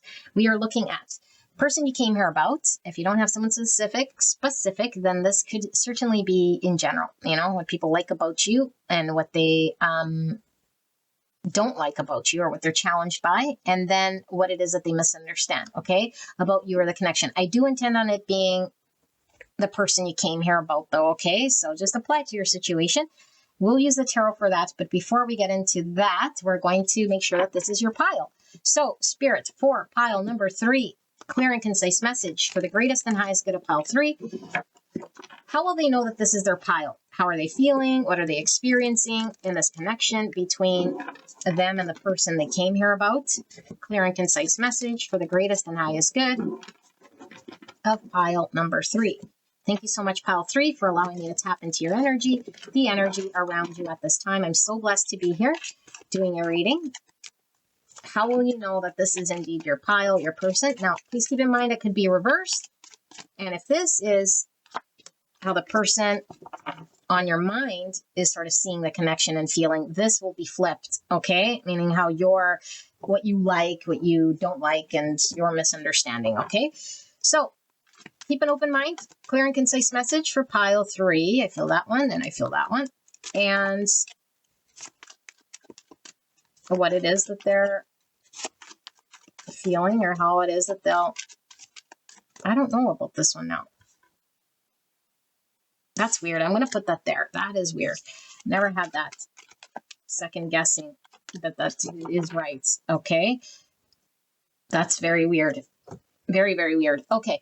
Let's see. We have narcissism. Oh my gosh, this came up for pile number 2, 61 and 7. Self-obsession, egocentrism, self-love, selfishness, navel-gazing, and self-adoration. Type 7 enthusiast thinking center between pain and pleasure and pain with the heart chakra. Denial, 35 and 8. Reality denial, disapproval, refute, negation, avoidance, refusal of weakness. Type 8, the challenger instinctive center between strength and weakness, 35 and 8. Defense mechanism, ego level, and mental tendency, stress level. Okay, and then we have depression. Oh my goodness, who are you guys? 73, 4 and 1. Disintegration, stress level. It says self-destruction, desperation, jealousy, pessimism, resignation, and suicidal urges. Type 1, the perfectionist instinctive center between control and letting go. Oh gosh.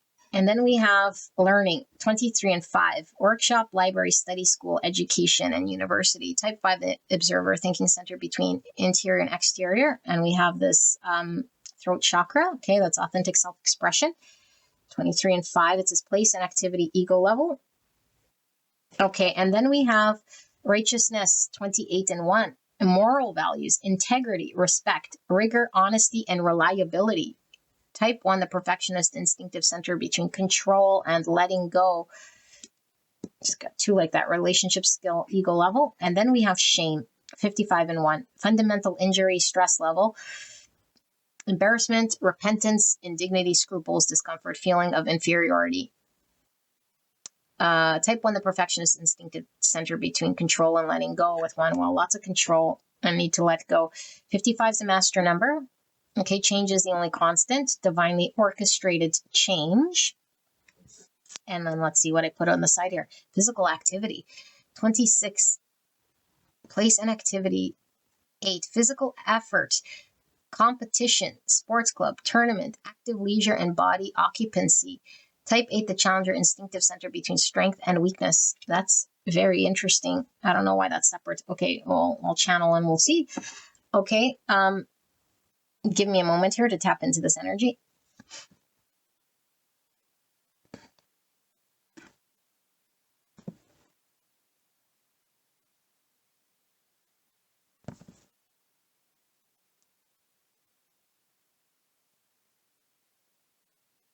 Okay, pile number 3. Let's get some signs here, okay? It could be sun, moon, rising, Venus placements for this person or for you, okay? But it doesn't have to be. It could just be the energy that's created between you and this person and this connection and this dynamic, okay? So we have Cancer, Leo, Aquarius, Virgo, Gemini, Scorpio, Aries, Taurus, and Sagittarius energy, okay? So lots. So please apply this as you see fit. If you got to crisscross it. Like I said, it could be a flip pile, okay? I do feel this is kind of how you're seeing this person, okay? But if this is them, then I don't know, this might be you, okay? But I'm going to say that this is how you see this person, just for context here. I feel like you're seeing, I don't know if I want to read it this way. I'm so sorry. I gotta know how this is gonna channel so I don't flip it on you, or else you'll be completely confused. I'm gonna start by saying this person, okay? I don't know who this person is, but this person is in some state of denial here, okay? Now remember, denial means we don't know that we're sort of doing it. There's a blind spot. And so when I say denial, we might say, oh, that's not me automatically, you know? This is why it's denial, because we don't see it. And so we want to make sure that that's not us that's in denial here, okay? But I feel like there's a lot of shame that's going on under the surface with this person. Okay, I'm saying shame here, but shame comes in many different flavors. And so it might not be recognized as shame, especially because the English language, shame might mean, you know, you ask 10 people, you get 10 different meanings of what shame means. It was just embarrassment, indignity, scruples, discomfort. Okay, there's some discomfort within self. And I feel like there could be discomfort in body or discomfort in action, meaning like I feel outside of myself to be exposed or to be in flow or to be in a natural state. It makes me feel discomfort, and maybe it's something I'm not used to. So this definitely could be someone who hasn't been in connection or been related to in a way here that allows them to feel safe and vulnerable and to be themselves. And this could create a lot of sort of darker energy, you know, feeling alone, feeling like no one understands me, or feeling like pessimism, and being like all relationships are sort of the same, or all people sort of don't get me, or all people end up being the same in some way in a relationship, or that relationships mean this and whatever. And I think the denial here, though, is in regards to a greater truth that's going on within this connection. Because I feel like this connection is presenting to this person a lesson here. And what is this lesson? For them to look through this false story and this belief. And I feel like this person might from the outside appear like someone who is self-focused, you know? We have narcissism here, and we all have narcissistic tendencies to a degree. Okay, because I do feel like there is this sort of coat that this person wears as a thing that reinforces this belief of theirs. And it's like, of course, I don't want to be depressed and pessimistic and desperate and feeling lonely and isolated. Who does? Nobody. And so the coat I put on, it could be this coat that makes me feel okay about this thing, such as I'm self-focused, or such as I push people away, or such as I'm too self-absorbed, or I don't give a rat's behind about anybody or anything. Okay, but as we know, that is generated from a coping mechanism and a way of dealing with this thing, because nobody maybe was able to penetrate through this coat in order to give me love. I keep pushing it away, but there's the denial. It's like a catch-22. Of course, no one can love you and give and receive with you when you're not in a state of giving and receiving. You're in a state of taking and keeping. I take and I keep and I withhold. Okay, well, then keep doing that and you'll find yourself in a vacuum, isolated, And so there's this energy that this person might have adapted to or coped with for some time. And now I feel like this connection, though, is this thing that's calling this person out of this sort of story or this idea or this way of being.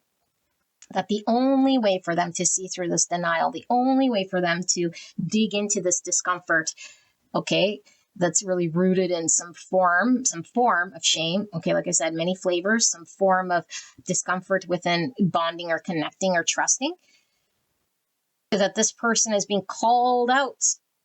Okay, to remember, 55 is the master number, and that's the change is the only constant. And so there's a need to change how we engage and our own perception of self and the own self-fulfilling prophecy that we keep creating here.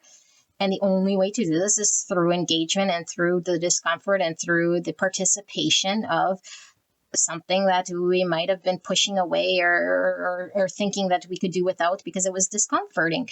But there's a greater truth here that this person is seeing within themselves, that they too can have integrity. They too could be honest, like honest, meaning the denial isn't greater and the sad story isn't greater and these untruths about themselves isn't greater, because there's also another thing going on within them that's also true, that needs to be seen and connected to. Okay, this talks about honesty, reliability, moral values. Like, that's the opposite of this.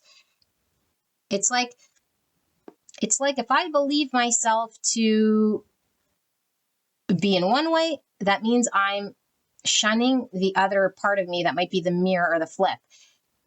This means I'm very limited in my understanding.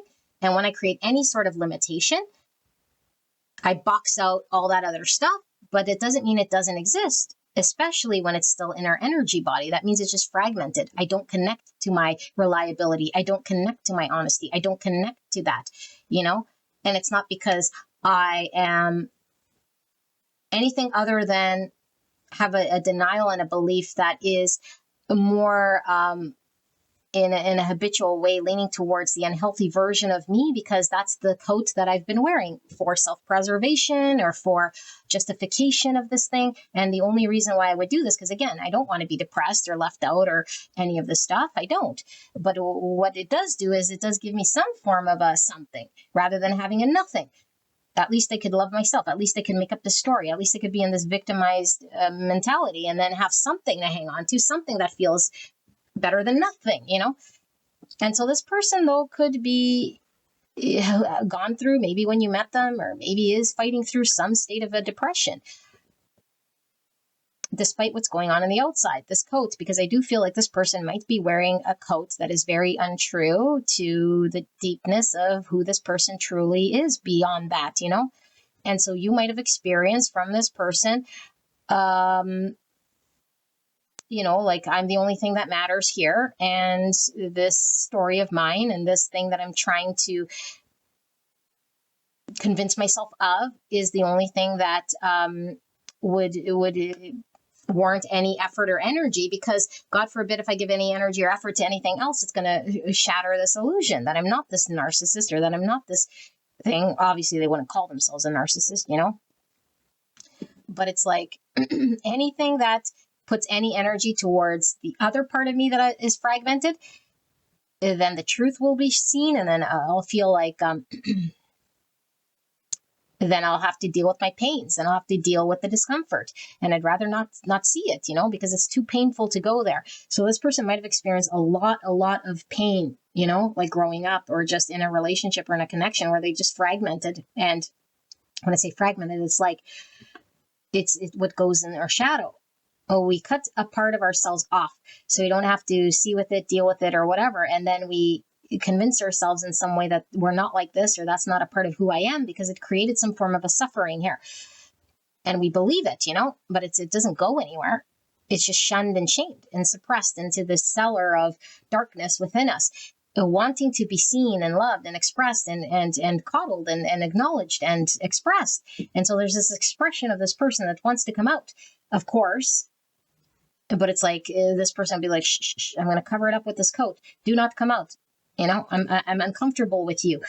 I don't like what you did, how you were in the other experience, because whatever you did, I might think it was my fault, or I might just attach that story to that point in my time where I experienced embarrassment, or I experienced discomfort, I experienced feeling less than. I don't like that. So therefore, go back in the cellar. Little self, don't come out,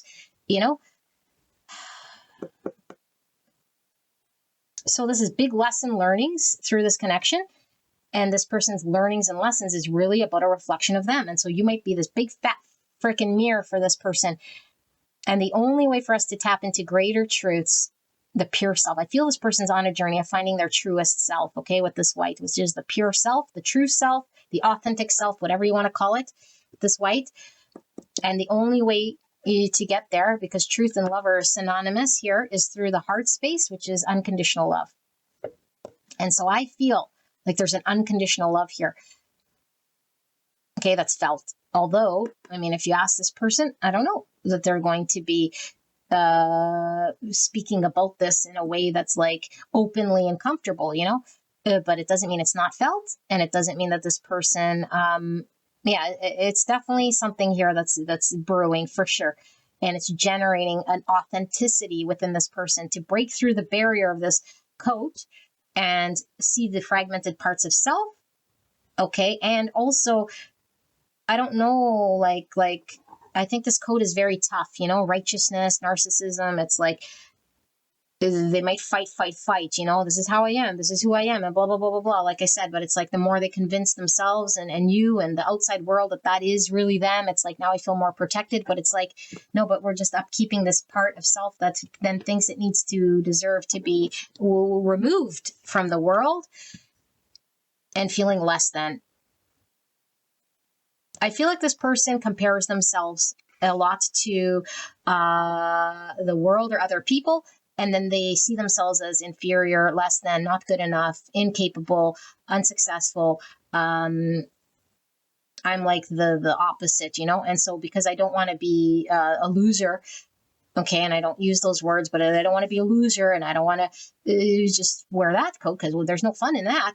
I might as well be the loser on the inside that really feels this way but wouldn't say it, and then put on this big persona.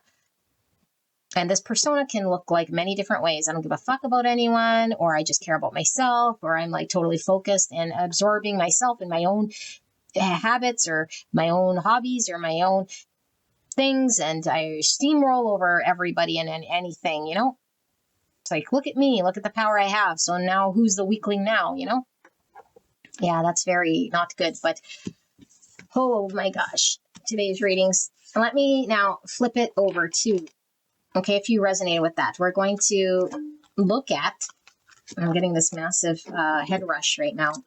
We're going to look at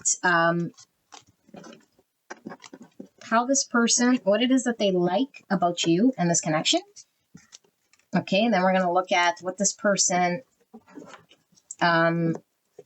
doesn't like or is challenged by about you and this connection. And then we're going to take a look at what is this person misunderstanding about you or this connection. Okay, so we'll start with what they like about you. Spirits, pile number 3's person that came here about what we were just channeling for pile 3. So what is this person pile 3 came here about pile 3 specifically? But what does pile 3's person like about pile 3 of this connection, Spirit? Please protect me and the viewer as I channel this message for the greatest and highest good of this connection. Please help me to channel in a way that pile 3 will understand for the greatest and highest good of this connection, Spirit. Thank you so much. We're so blessed to be here. What does pile 3's person like about pile 3? Are you ready? All right. The world. Wow. This person thinks the world of you, by the way. Okay. Very cliche, but it's definitely coming through. They think you have it all. You're a complete package. 4 of Wands in reverse, but I can't commit to you. I'm not good enough for you. I can't secure you. I can't give you the future you want. And I'm completely ungrounded or unbalanced or incapable, but I feel like something's being learned with that learning card. I should have kept them. Yeah, that's why I should have kept them. Sorry, but there was like learning. But like I said, this is all about this person learning about the authenticity of themselves. They're closing out some cycle in their life. And that is the fragmented self that needs to be integrated. Some of you guys might be on a twin flame journey, especially if you resonate with that, narcissist, empath sort of dynamic. Doesn't have to be, but this is my twin flame, okay? And so this person cannot come into some sort of union or commitment until they come into some balance of self. So let's see, what do they like about you? The moon in reverse.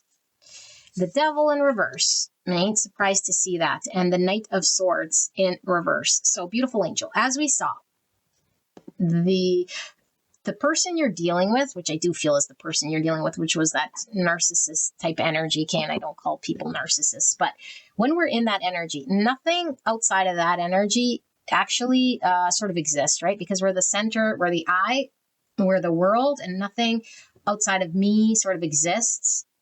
Okay, because that's the limitation of my perspective. That's why I'm so self-absorbed or self-concerned. Like, especially when I'm comparing myself to others, it's like I gotta protect myself and I gotta upkeep. And so there's this defensive I story that must be upkept at all times. Therefore, I can't gaze anywhere else or give attention to anything else, because then that I might fall apart, And so I say all this, it's not coming through this, by the way. I say all this to lay the groundwork because of how this is coming through. How this is coming through is about them, Because again, what would you expect from a narcissist, Again, they're not a narcissist, but the narcissistic tendencies that they're developing and they have the coat on is the perspective in which this is coming from. So what do they like about you? Okay, what do they like about you? This person is in an energy here that feels the world about you. You're outside of their realm. You're almost seeming unreachable to them in some capacity here until they have to deal with something here. Okay. And so I do feel this is kind of high self mixture coming through here, talking about this person closing out some part of their cycle. It does feel very much on a higher scale of breaking through. Oops, we see bums. Breaking through the limitations of the devil in their world, mind stories, beliefs, ways of coping that are actually keeping them in the victim mentality. You have come here to break this person out of this thing. This person would stay under a rock, not looking at it, not confronting it. You're a reason for this person to fight. Okay? And this person had no reason to get out of this and to fight this or to confront this. I feel like this person was heavy in their illusion, heavy in their fears of having to face that whole thing. So they just sort of succumb to the fact that I'm less than, or succumb to the fact that I guess this is me then, less than other, that was some sort of a truth. Meanwhile, it was not true and just some form of illusion. And then the opposite of that would be questioning and confronting those fears. And so I feel like your energy represents freedom to this person. It really does. Freedom of this victim mind story, freedom of my fear, but at the same time, it's like, but I'm so engulfed in the fear and that belief story. It's like, how do I get there? How do I get out of the fear? This person is working through their fears. This person's working through their mind stories, their limitations. This person is closing out unhealthy patterns because of this connection and because of you. And so the high self here is coming through as like, this is what you mean to this person. You mean their freedom, their new world, their new energy of union within self and finding themselves in a centered, balanced, complete way. Okay, now, of course, we can't complete another, but it's through self-realization, through self-reflection, through looking at what's going on that is fragmented and within us and putting it together that we find ourselves and say, hey, I am whole. Hey, I am worthy. Hey, I am someone here that's deserving. And I feel like this person in the past would have never have even felt worthy, deserving, and again, keep in mind my channel, when I channel these things come through quite charged. Okay. It might be a little more nuanced than how I'm reading this whole thing, but it's very intense here. And so the whole purpose here is for this person to find some form of balance and for this person to commit to a new way of engagement in relationship. Okay, I feel like if this person was healed or seen the light or the truth of who they are, this person would definitely commit to you and create something with you and wants to be in your world. Okay, but it's the challenge of the false self that's getting in the way and the fears and the beliefs that's creating this division, you know? So we have Cancer and Capricorn coming through. This person could definitely be battling addictions, coping mechanisms that they use, destructive ways that they're using. I think this person also is like an avoidant, or just like they run away. They could ghost, or they could just not like conflict. You know, or this person could certainly say things and then sort of go MIA, you know? It's like there's an impulsiveness here about this person, but it's like they are only impulsive if they need to protect something of themselves. And then I think this person doesn't like to be called out and doesn't like to confront, and they'd rather just sort of hide. But I feel like this connection is making this person come out and actually deal and confront. And I feel they're amidst this. And I feel they will be closing out this cycle. Okay, so that sounds good. Let's take a look at what they don't like then. Okay, probably it's a catch-22. Who would like to look at their fears? No one, you know? So it's probably very heavy, but it's also for their own benefit. So let's see, what do they not like about pile number 3 then? What are their challenge? What is their challenge with pile number 3, spirits? Pile 3's person, what's their challenge with pile number 3? What do they not like? What do they dislike about pile 3 in this connection? Clear and concise message for the greatest and highest good of pile 3. What does pile 3's person not like about this connection or pile 3? King of Cups, that they have feels. Because when we have feels, we can't help it, you know? This is deep, deep, deep feeling. This is unconditional love. Okay, and I don't think this person knows what to do with it. King of Cups sits there and just looks at the love, you know? It's like, I don't know how to make anything of it. I don't know how to take action upon it. I don't maybe even know how to say it, speak it, do anything with it, but it's there. I feel deeply. I understand it. It's a deep sense of love that's here. Okay, master of his own heart. And so this is what the world is showing this person to through. And remember what I said with that green, it's like through heart, which is love. That's the only truth. Truth and love are synonymous, and God. Okay, and through love is the only way that I'm going to see my narcissistic tendencies, or through this moonlight, through this illusion, so that I can find the fragmented parts of self, the reverse 4 wands, in order to come together through love, through my heart space, through a truth of my emotions, which, by the way, is something very scary for me, because this person would, again, run from emotions, avoid. With the Knight of Swords in reverse. I don't want to look at my emotions. What don't they like? That they feel deeply. They don't like it, but that's the driver of the change.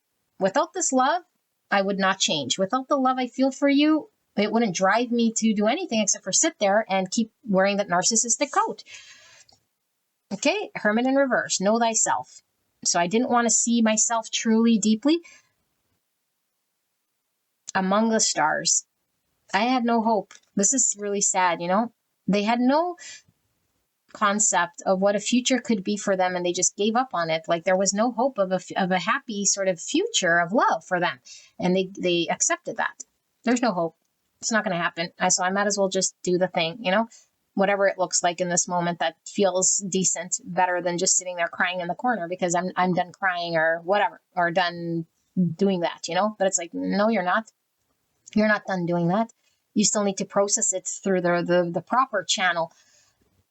So I feel like this person might be somebody who is having to work through a lot of their shadow, you know? Like, if you've been in this person's world for some time, it's like through your love, I'm getting to know myself intimately, deeply, all those fragmented parts of me, the parts that I thought were not me because they held too much shame or discomfort, are actually coming through my love for you. Magician in reverse. There's this narcissistic energy again, you know? It's like the need for control. So what don't they like? That they feel out of control in some way here in this dynamic when they're used to controlling their world. But when the feelings come online and they're true and deep, it's like now my control is at odds with this thing because they want control. They want to be able to manipulate situations so that they could feel comfort, so they could get out of discomfort, so they don't have to face and confront certain parts that are hidden in the shadow. Makes me not feel good, you know? Page of Wands. So their desire to investigate and explore this connection is greater And they don't like this. Because if their desire to control and maintain the status quo was greater than the love that they feel, then they could just maintain that and not change, you know? But I feel like you bring out an innocence in this person, this desire and this fire. And I think their fire was put out a long time ago. And this fire is generated, which is beautiful because it's this page. So it's like this innocence through a deep, profound love. Okay. And so it's like, it's not a superficial love. It's not a conditional love. It's not an immature love.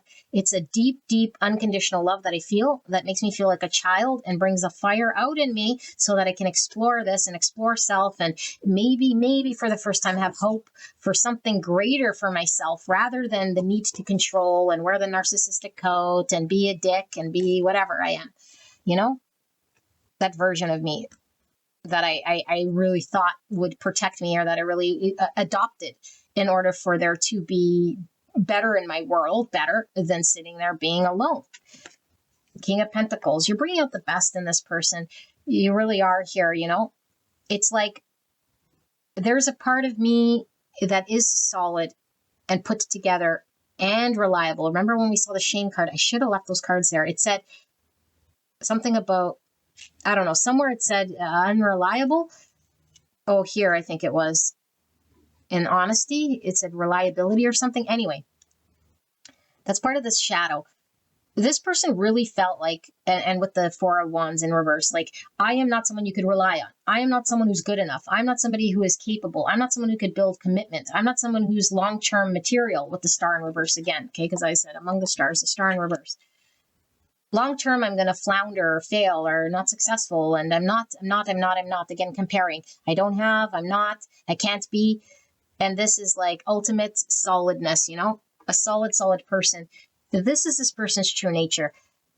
And again, through the love they feel, because I don't feel like this person's a king of cups, like all emotionally, like sort of, I don't know, flowy in some water state. I feel like this person's a steady Eddie solid type person, you know, that could commit, that could be consistent, that could actually develop something very solid and grounded. And this is where they're comfortable, but they've shut this part of them out, telling themselves that that's not how they are, who they are. Okay, we have strong Virgo energy coming through, Gemini. Okay, Virgo, Gemini, Virgo, Capricorn, and Taurus. Hence, Cancer, Scorpio, Pisces. So that's exactly it. You know, what they don't like.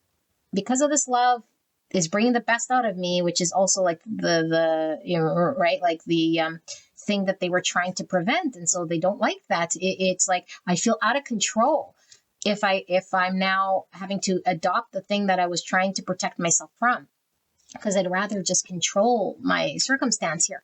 So this person also seems like someone who does like to isolate themselves, you know, even if they have a lot of people around. It's like, I like to isolate myself, and they don't like that. They just can't box themselves out and be in this like dark world and nobody reaches them, you know, because they're used to that, even though that's also part of their sadness. It's like with you, I got to come out. Like the Hermit in reverse and that Page of Wands is like polar opposite energies. It's like if they were used to just sort of isolating, or like even if they like, I don't know, do whatever they do. Let's say they do drugs, sex, rock and roll. Still doesn't matter, because there's a part of them that's not connected in the dark shadow, that's isolated, removed, homebody, no one gets me, a loner. Okay. And then this Page of Wands is like, woo, like it's totally opposite energy. And it's like, I'm in Page of Wands energy when I'm so used to adopting this reverse Hermit energy. Okay. Yeah, Hermit. I don't know if I said Hierophant. So let's see. So what does this person misunderstand then about you? What is their misunderstanding about this connection? What don't they get or understand about pile number 3 or this connection? All right. So we have the 8 of Swords. It says exiled, left for dead in the barren mountains of Beltagese Prime. Left for dead. Remember what I said? Like, there's no hope. Like, it sounds really depressing here, you guys. And I don't mean to depress you guys. I'm going to have to sage after. But what is this cause? This is the limited mind, the finite mind, is creating understanding and perception that's very limited. I'm not this, I'm not that, I can't be that, this is who I need to be, this is what I'm not, this is like, no. And so I stay there stuck with those beliefs until those beliefs are challenged. And the only way to challenge these beliefs are through what? Like I said, truth. And what's truth? Love. Synonymous. So through my love, I must challenge these beliefs. Otherwise, I stay here in this prison, in this left for dead energy. Alrighty, son. Oh my goodness. See what I mean? Polar opposite. It's like I must acknowledge you're this joy, you're this clarity, you're this sunlight, this warmth that I've been not feeling or entertaining. And so the misunderstanding here is when I believe these things so intimately, because that's how I've always believed and thought and upkept and it truly identified with it and was restricted by it. The misunderstanding is now here's the sun. Can I recognize the sun for what it is? When I'm looking through this veil, it's like, let's say the sun is the sun, okay? Let's say let's use this analogy. I'm looking at snow. Snow is snow. It's in reality. And when one of these swords of my mental limitation means I see everything in green. I look at the snow and I see green snow. Does it mean that the snow is green? No. The snow is snow. The snow is the color that it is.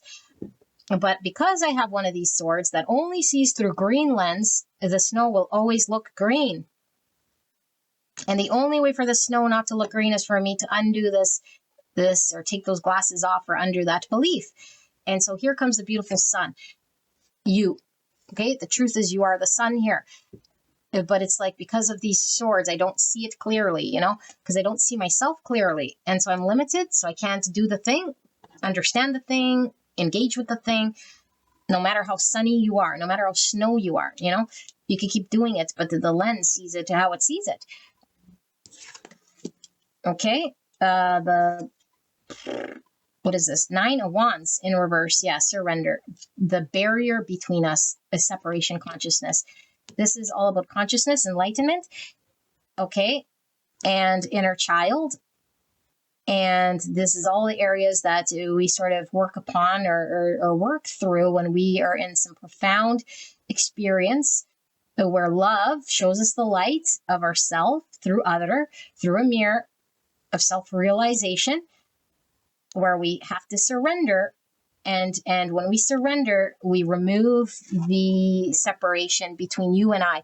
We are all one. We have to understand what that feels like, only through love and truth. This person is surrendering. And when this person surrenders, this person will be sort of seeing the sun for the first time through an unfiltered sort of lens. Now, obviously, it's always kind of filtered because we're always through the finite mind. But when we come outside of the mind to this more conscious state of that's higher above the mind, okay, it's closer to consciousness, we could actually relate with the sun a lot better. Okay, and so I feel the misunderstanding here is there's still beliefs, there's still veils, there's still understandings that can't quite see the sun for what it is. And there's still a process of surrender. And this person is letting down their defenses and their guard, because I feel this person's been very guarded for some time. Hence all of these swords, or the swords created the guardedness. Yeah, look, a transformation. Wow, Scorpio energy, death in reverse. So what's going on in regards to what they don't like? They don't like change, okay? And who does? They don't like releasing the coat that protected them, releasing their guard, releasing this wall. It's uncomfortable. But at the same time, look what's on the other side. And so there's an innate knowing that this process will result in some happy clarity along the way, but the process itself is the challenge. And so this person's having a hard time releasing what isn't serving them. A lot of these thoughts and beliefs do not serve them, keeps them small and keeps them isolated and keeps them feeling that energy we first tapped into with the energy check. It's not good, but it's the good I know, or the world I know. And that's the world I know, and it's a me that I know. And the other version is scary because that's the version that I've been fragmented off of.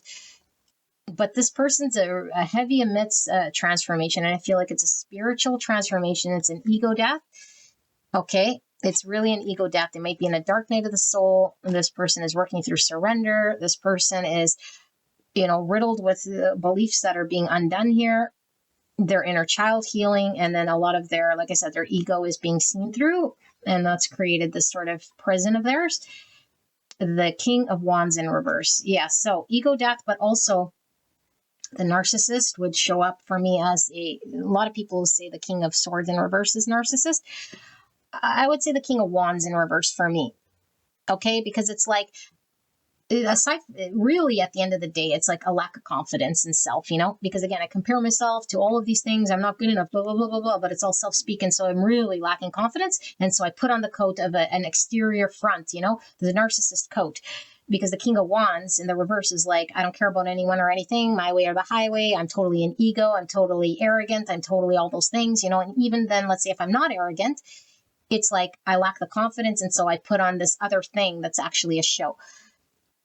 But I have no vision, and so their challenge is, and their misunderstanding is how they see themselves because of all these 8 swords, of how they can find the confidence within them to find the vision of how to release and how to transform and how to change so that they could find their sun and unite with their sun, which is you, by the way, in this connection, so they could see clarity and they could enjoy the warmth through a process of surrender. This person's challenged by this, as we all are, to surrender, to enlighten ourselves to a greater perspective. It's hard to do, especially the world we know, but it's shifting in major arcana.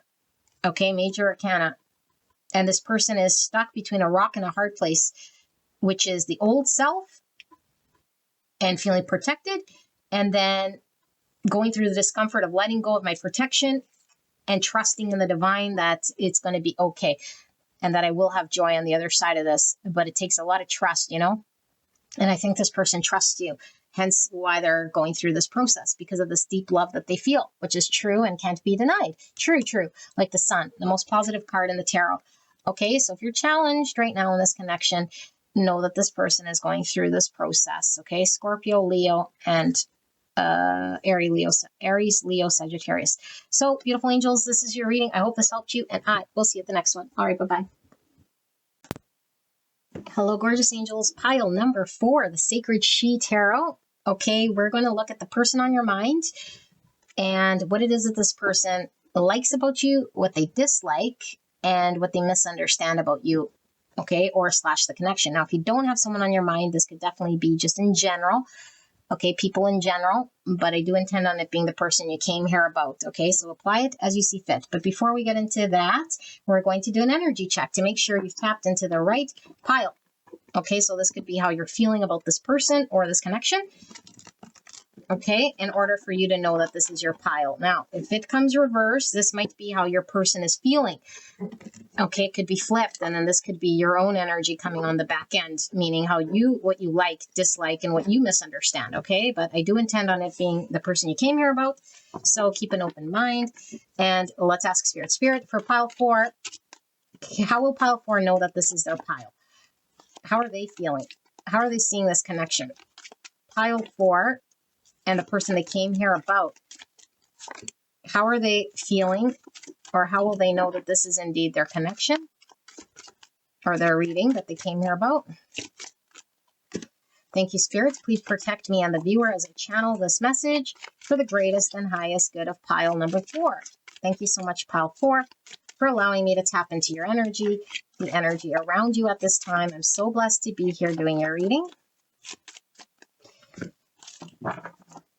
And this deck. Pile number 4, the person they came here about. How are they feeling? How will they know that this is indeed their pile, their person, their reading? Clear and concise message. Please protect this connection as I channel this message for the greatest and highest good of this connection. And pile number 4. And the person they came here about. Alrighty. Let's take a look. So we have the other 9. Relational alchemy, sacred bond, soulmate, alter ego, twin flame, emotional connection. My goodness. Type 9, the peacemaker, instinctive center between forgetting and asserting oneself with the solar plexus. And then we have more solar plexus, 27-9 again. Place and activity, ego level, relaxation, countryside promenade, seaside picnic, leisure, relaxation. Type 9, the peacemaker, instinctive center between forgetting and asserting one's self. All right. And then we have 96 and 6, relational quality, growth level, trust, faith in others, well-being, certainty, fidelity, benevolence, feeling of security. Type 6, the loyalist, thinking center between mistrust and trust. Wowzers. And then we have 97 and 7, temperance, moderation, sobriety, realism, restraint, simpleness, and rooted hope. Type 7, the enthusiast, thinking center between pleasure and pain. Virtue, growth level. And we have the heart chakra here. And then we have the root chakra, 65 and 2, collective plague, stress level, prostitution, degrading behavior, depravity, scam, pimping, belittlement, and manipulation. Type 2, the helper, emotional center between giving and receiving. Definitely different than all the energy around it here. Okay, and then we have more root chakra 101 and 2, freedom, liberated, artistic creativity, independence, free will, autonomy, emancipation, open self-expression. Type 2, the helper, emotional center between giving and receiving. Essence, growth level, more root chakra. Okay, let me tap into this energy, although it's coming through very strong and very clear to me, but I will tap in and see what we see here.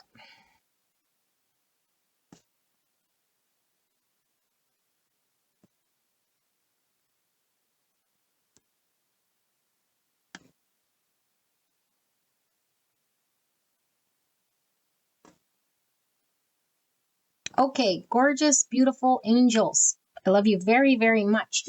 Let's tap into this energy. If this is flipped, okay, meaning I'm saying it's you and it's the other person, or I might say it's them and it's you, then do the crisscrossing, okay? But the energy here is very clear to me. And if I bring out specific messages, those are for individuals, don't take those, okay? But I will try to read what the overall consistent energy is here, and that should resonate.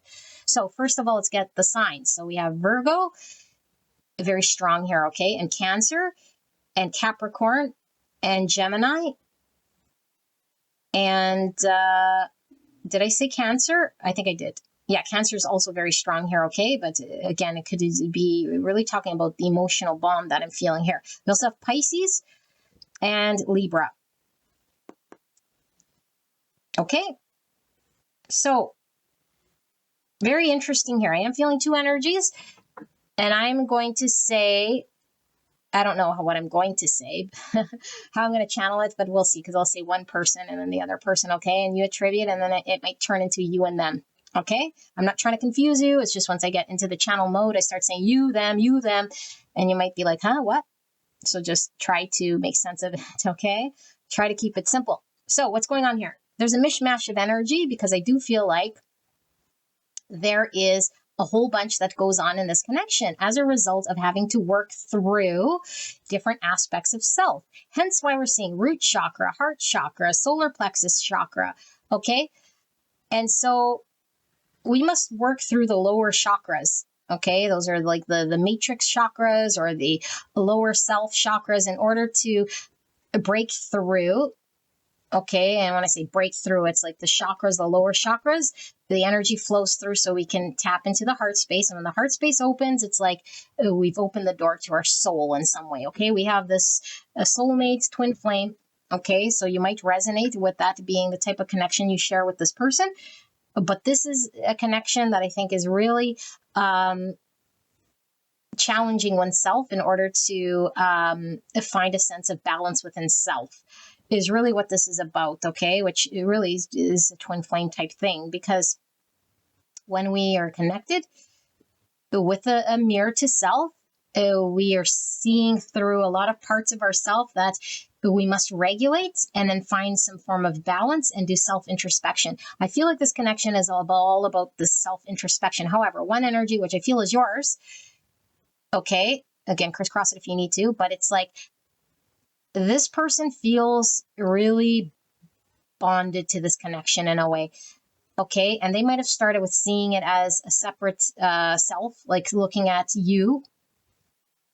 Oh my gosh, you just said you.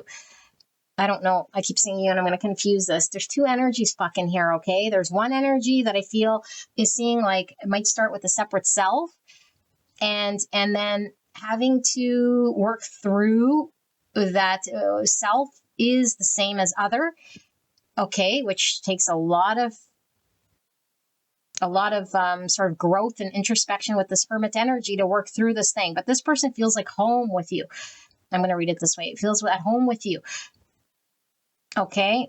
Because I do think this is you, by the way, but I got to read it this way. Okay? This person feels at home with you. They feel safe in a way here with the energy that is unexplainable in some way, because I feel there's also a lot of challenge here. I feel like this person is having to work through trust issues, working through their own sort of challenges within themselves that might not trust themselves, trust their intuition. And they might feel things on like a different layer, like in the 5D here. And then in the 3D, they might be challenged with something else. And what I feel what this person is challenged with is still an internal battle, because it has nothing to do with the other person so much as it has to do with how this person engages in this connection. Because I do feel like this person might be somebody here who might have to really look at their ideals, meaning, where do I find value? Where can I lay my trust in the 3D world? And if there is this bonding in this 5D realm, let's say, where I feel comfort and where I connect and I feel like one, and all of this sort of emotional depthness that I feel. But in the 3D, there is challenge, and there's a part of myself that feels like I'm almost selling my soul to the devil in order for me to belong or make do. It's contradicting, and it doesn't feel safe, and it doesn't feel good. And so this person has a lot of root chakra stuff here with this red dress and this red that they're working through. So root chakra, it talks about a need to feel safe, secure, and we could really have abandonment wounds that we have to work through. So we might have an anxious attachment style. We might have a fear of abandonment, so much so that it's pulling all the ways that we engage in a world, which might sell ourselves short or might be unhealthy or might be very challenging. And they're needing to work through this so that they can trust themselves and trust other and work through all of this stuff. There's a heavy devil energy coming through here. So I feel there's an intensity that this person feels towards this connection that might have drummed up or was the catalyst to this person to drive a whole bunch of change. And so this person is driving change within them, overcoming any sort of selling of self that isn't based in truth, because it's been stemmed out of fear and blocks in the energy system, out of hurts, out of abandonment, out of certain beliefs. And this connection is bringing this out in this person. Now, this doesn't mean that this person sees this connection as it is what's the word? This connection could be something that has made this person feel unsafe because it's mirrored back to them these wounds. But it doesn't necessarily mean that this connection was unsafe. Do you know what I'm saying? And so this connection is only what this person sort of sees it as. There feels to be a very succinct sort of bond here between you two. Inseparable. And I think you guys have been inseparable since you guys have bonded or met. Very inseparable. Now, if it's physically apart, it's energetically constantly together here. Constantly. There doesn't seem to be a parting here at all. And how do we find our independence in that? And it could be because I was seeing this anxious attachment type style too, that this person might lean in on. It's like, how do I find my independent self? Because I feel like the other and seeing the world as separate and threatening and separate from me is challenging, because it's not true. It's through the limited, finite mind that we see separation. And then connecting to oneness. How do I find my own freedom of independence when I'm in the 3D world? To not sell myself short in a situation or connection where I cannot trust and I cannot feel safe and I cannot lay my head here and relax in a way here that makes me feel in a way that I'm seen, understood, loved, appreciated, valued, and respected. These are balancing things that must be worked through, because I do feel like this person wants to bond in a way here that's healthy and free, free as in truthfully free. Like I have my own self that is connected to you through the consciousness, okay, through oneness, through the one source of consciousness, like we all are. But then the healthy version of me doesn't need to murder myself or doesn't need to sell myself to a situation that might hold me down in some sort of way, you know? So I feel like this person might have to work through confidence in themselves, their intuition, trusting their own decision making, and their own ability to make it through themselves, like on their own. Because I do feel like this person might have some insecurities about being abandoned, about being left, about their own strength within themselves, to find themselves, to stand on their own, and to be empowered to say no or to make decisions and to say, what is a greater truth here? And does it take away from my love? Now, I feel the other person's energy here might be someone who is challenging this person in this way, and maybe through their own shadow and their own not a desire to hurt this person at all, because I feel like the feelings are mutual here. But I feel like there's some sort of a gold standard here that's coming through. So it's like, this is the one, you know, I'm really feeling like both these people are like, this is the one, or this is the gold standard. And in order to meet this or to engage with this, I must be gold, and I'm not gold. But then it's like, what is gold anyway? Gold is an unrealistic way of being, but it's like the gold version of me would be my highest potential. And so how do I get to that highest potential of me? And I think that this connection is pulling out both people to find their highest potential, their gold version of self, independent, even though they're connected, so that they can come together and be there for each other in a healthy way that doesn't sell themselves short, doesn't lose themselves and their own autonomy, their own creative identity that they have to offer, but be united enough to be in oneness and love. And so I feel like this temperance is talking about the alchemy of the two souls, but it's the alchemy of self that must come together. And so there's this union of self that's balanced and healed, that's tempered. Okay. And then there's the temperance of the two coming together to bake the cake, the two ingredients to harmonize and create this beautiful soulmate, sacred bond, twin flame, emotional connection, whatever the fuck you want to call it, with this relational alchemy. Sagittarius energy, by the way, if I didn't say Sagittarius. I don't think I did. So this relationship is healing, and it's healing through the heart. This connection is opening the heart space.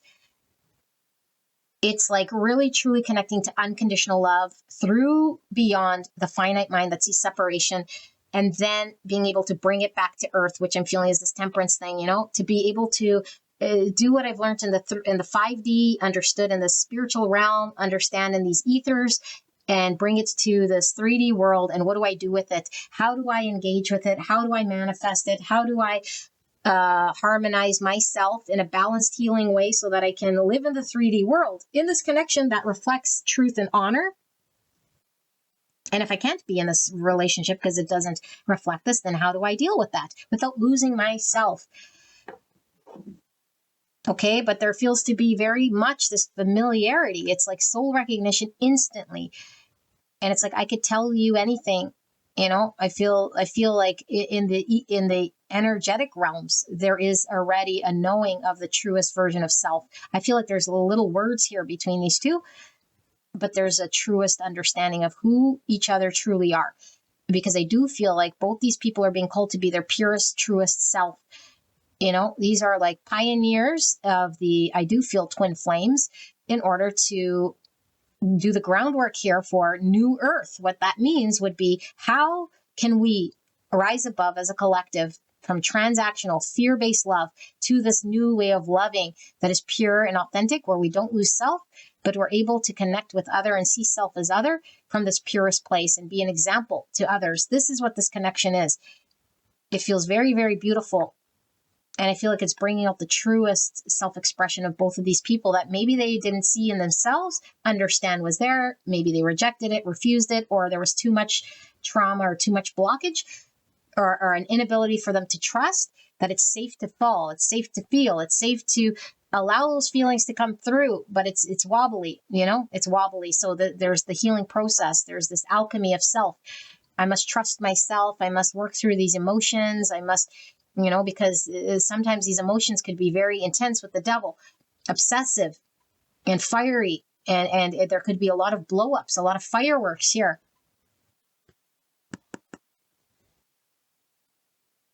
And seeing through the illusion of ego, and seeing through the illusion of like where we see other as trying to harm us, okay, and trying to see that maybe certain things that we might have taken as harm or as threats is like, it's not about me, or it has no impact on me and my choices. And so this is all about making choices with free will. Once we have our emotions under control, and once we are in a balanced state of self-mastery, when it comes to our emotions or spirituality, it's like, mind, heart coherence, balance, and spiritual balance in the 3D. So it's all of this whole thing. Like, this is really intense. So if you resonate with all that, my goodness. So let's take a look at the person you came here about. I don't know if it's crisscrossed at all, okay? No fucking idea. We're looking at the person you came here about. It's pile number 4. And what they like about you. What do they like about you? Pile number 4, person they came here about. What do they like about you? So we'll start with what they like. What does pile 4's person like about pile 4? Clear and concise message for the greatest and highest good of this connection. Please protect this connection as I channel this message for the greatest and highest good of pile 4. What does pile 4's person they came here about, the connection we just channeled, like about pile 4? Spirits, thank you so much. Please help me to channel in a way pile 4 will understand. My gosh, my throat's getting all scratchy. Waking up. What did I say? Waking up. So I don't read bottom of the deck reverse. And we have the Hangman, Pisces. And this is intuition with the bat. Wow. A change of perspective, being enlightened, seeing another point of view, maybe flipping our whole paradigm upside down and navigating with the emotion. That's crazy. All right. So we have refresh. So this is the 3 wands. Is this 3 wands? Yes, 3 wands. 3 wands. Oh my goodness, you guys. Like, I'm getting so much. I'm getting Empress. I'm getting Death. Like the innocent self coming from this older self. It's like shedding of the skin. There's like a purity here of the inner child that comes through. Wow. I'm getting lots of energy from that whole thing. Okay, and then we have 3 of Pentacles in reverse. Sunflower, beautiful. And then we have satisfaction with the 9 Pentacle. Okay, this is kind of like a silver lining type thing, what they like, okay? And this might come from the high self. Okay, and I like I said, I do feel maybe this is your energy, okay? But I'm going to channel it the way that it comes through. So just ascribe whose is what. There's something here that is not sort of good. And what's not good is like we can't come together yet to build the thing in the 3D that maybe we're supposed to build, you know, the family, the child, the relationship, the business, the whatever is supposed to come together here hasn't. But it's a catch-22. Why? Because through this process, I'm finding myself. Through this process, I am learning about love. I'm learning about my own strength. I'm learning about my intuition. I'm learning about my own relationship with love of self, love of other, love of a relationship, and what relationship looks like, not necessarily with you so much, okay, but like what I'm channeling as this person, the truth of myself that might have been buried under hurts and under this root chakra trauma or fear of abandonment is now connected to as a result of us not maybe building something here. But it's like a silver lining because I've had to navigate my unknowns and it really woke me up. Your energy woke me up to a greater truth of who I am. And now I could stand sort of more confidently in my energy. I'm confident about who I am. Maybe I'm confident about what it is that brings me my own sense of joy without attaching to something in the 3D world, without attaching to material things, without it having to be in front of me in some way. It doesn't matter. It doesn't devalue me or take away from me. And without you or this connection, I wouldn't have been reborn. I had to die unto myself. And I have to trust I had to relearn how to see things without any judgment, without any preconceived notions, and undo all of my beliefs that were actually limiting me and handicapping me from experiencing a truer, a deeper, unlimited perspective of the world that I'm engaged with from the eyes of a truer depth. And without me being able to connect to my intuition and the 5D and this greater truth, I would have never have seen this. And so although this connection's been painful because I had to let go of a version of me, that I was either very attached to or very comfortable with, or maybe even some version of me that I respected in some regard, or that it provided me something, I was very used to it. I was very much familiar with it. And I had to throw it on its side, like really shift its paradigm here, which has been painful and maybe earth shattering here. But it was the price of admission, because this person feels like they're expanding and growing as a result of this connection, which is the most beautiful thing that this person could ever experience.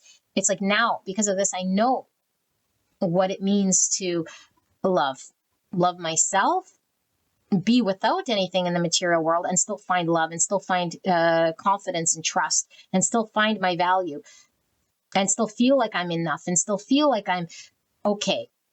And I never felt this way before.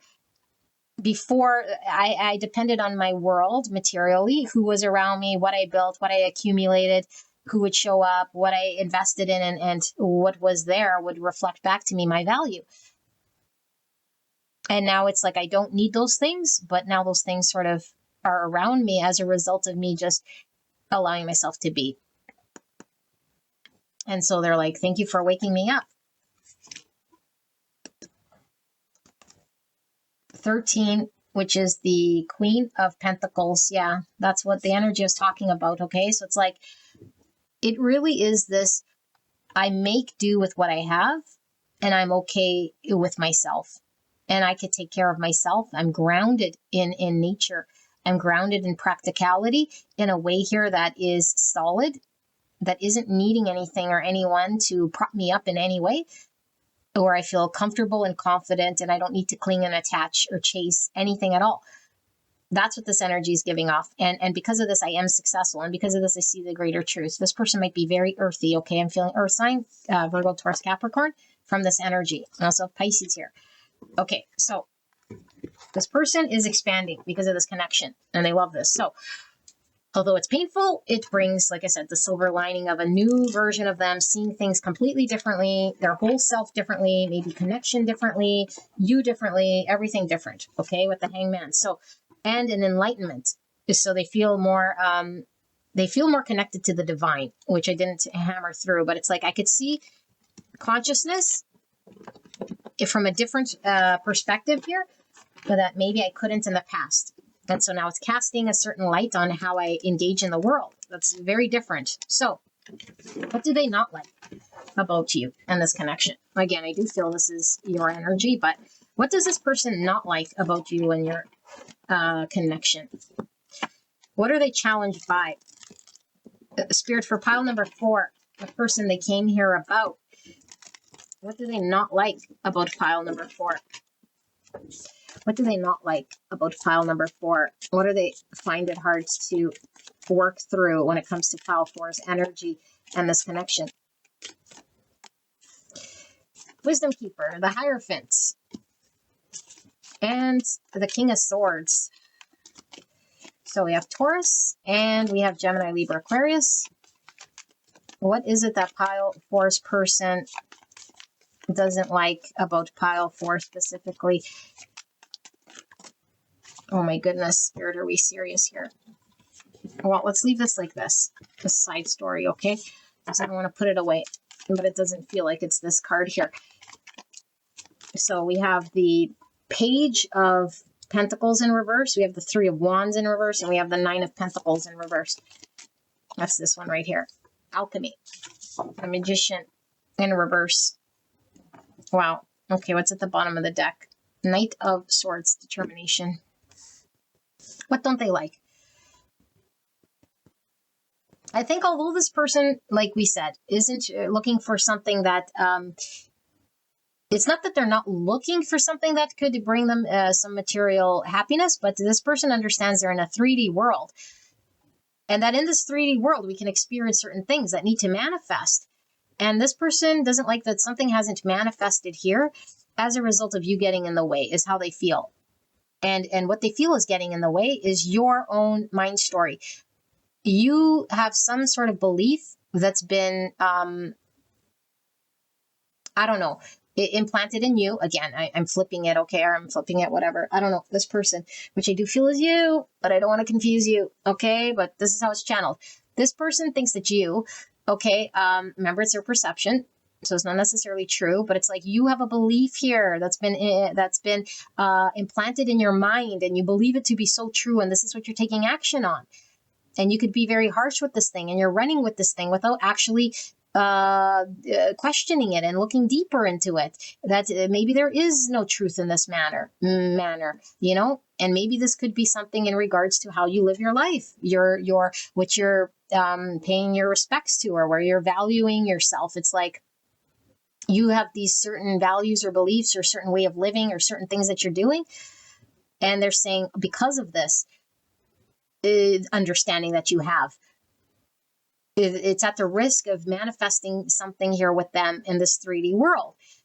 And that this might make you quite controlling as well. You know, it's like you're being controlled by your own mind, by your own thoughts, by your own sort of beliefs, rather than being maybe more open to what could be, or considering to review the Hierophant in your lifestyle in some way, without maybe being very, because I feel I'm getting very defensive energy from this King of Swords. It's like, I'll protect this idea of mine, you know? And so I sort of, yeah, it's like, how do I word this? It's like we sort of say things that we repeat and have repeated for some time, that's been handed to us, or because we always believed it and we don't question it. And then it's like when we have conversations, it's like blah, but it's like, yeah, but is that a truth? You know, are you just running with this thing, this idea that's not necessarily true, or not necessary? And they're not saying it's not true. They're just saying, like, examine it. Like, why are you doing what you're doing? Or why are you saying what you're saying? Is this something that you're just, have always done and have always believed, or it just adopted this thing? And that there's fear behind this in looking at this, or questioning this, or questioning your beliefs and your thoughts. Because I do feel like you might be tied to some sort of community. I've seen these buildings here, some sort of structure, okay, especially with this Hierophant, that's keeping you stay put, not letting you move forward. That you're, again, like unavailable to this person. It's like, I must do this thing, you know, I must be this way. So even if this means I can't commit, or I am unavailable, or I must do this thing, or pay my respects here, or do this other thing that's sort of prioritized above and beyond. Therefore, something doesn't manifest here. Therefore, my hands are tied. I can't create anything here with you. And it's like, are you sure? Are you sure about this? Or is this just what you're telling me and telling you? And it's like, look at this thing. Question this thing. So they feel this is the biggest obstacle between you and them. That there is a greater truth here that needs to be explored, or at least considered by you. That is just you're closing the door to it and running with your own thought or your own story of the past. And so you're maintaining some sort of community or some sort of place that you must be, that's actually making you unavailable to them, to this connection, but it isn't allowing you to grow, isn't allowing you to go through the same process. So they feel like you haven't, now whether this is true or not, haven't gone through the same process they have, where it's shedding the old version of themselves and trusting the innocence, trusting that even though there might be fear here, it's like trust in this innocence so that we can move forward, or we can go forward, or at least your life can move forward, not necessarily with me, because they do feel like you're stunted.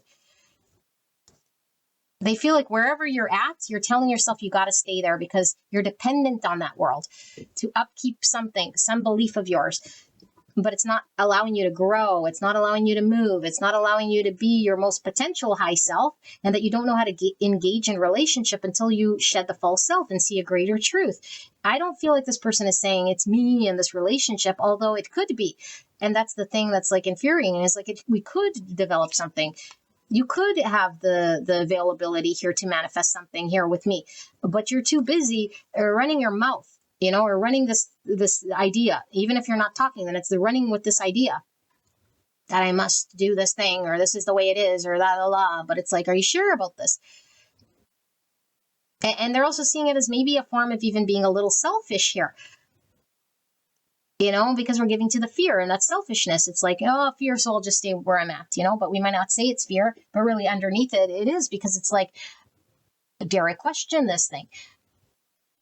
So they feel you're unavailable. They feel that you're stopped. They feel you're not moving forward in this connection, nor maybe even in your world, and that you're dependent on a world, or a world is dependent on you. And so therefore it enables you to be available to them, to create something with them, and then you're defending it. That's what they do not like. Okay. Now let's take a look at what they don't understand about you. Okay, so clear and concise message for the greatest and highest good of pile number 4.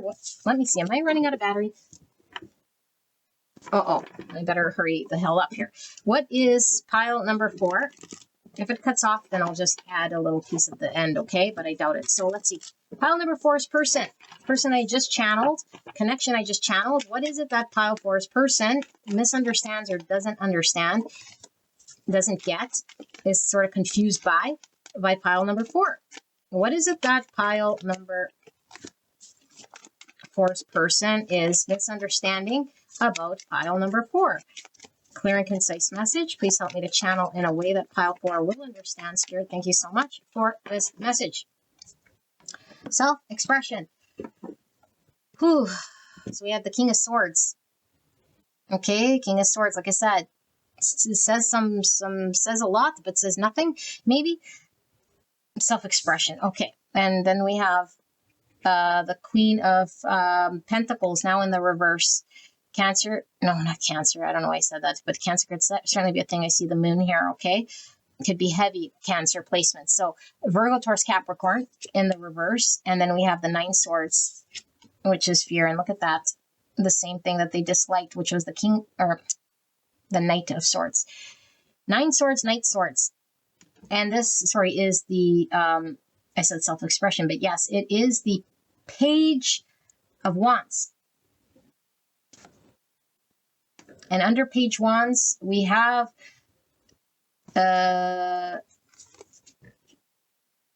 justice. Justice with balancing. But look at this Justice card. Okay, but it was in reverse. Look at this. The sun, the moon, the masculine, the feminine, the yin, the yang. Remember that alchemy we were talking about? This is in balance. Okay, I'm going to keep that like that. So, beautiful angel, what do they not like? Or no, what are they misunderstanding? That's what we're doing.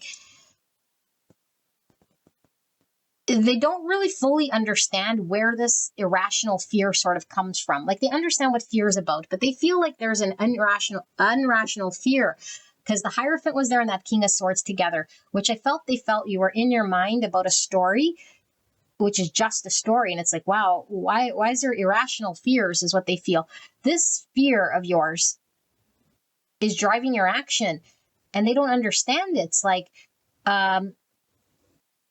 this imbalance in this connection, this inability for you guys to come together, this inability for you guys to harmonize, they really feel is stemmed from your fear of acknowledging and addressing that part of yourself that's creating this experience in this connection.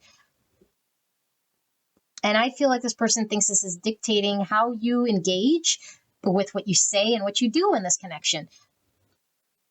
And whether you want to explore and how you explore this, how honest you are about this connection. It's getting in the way, that Hierophant.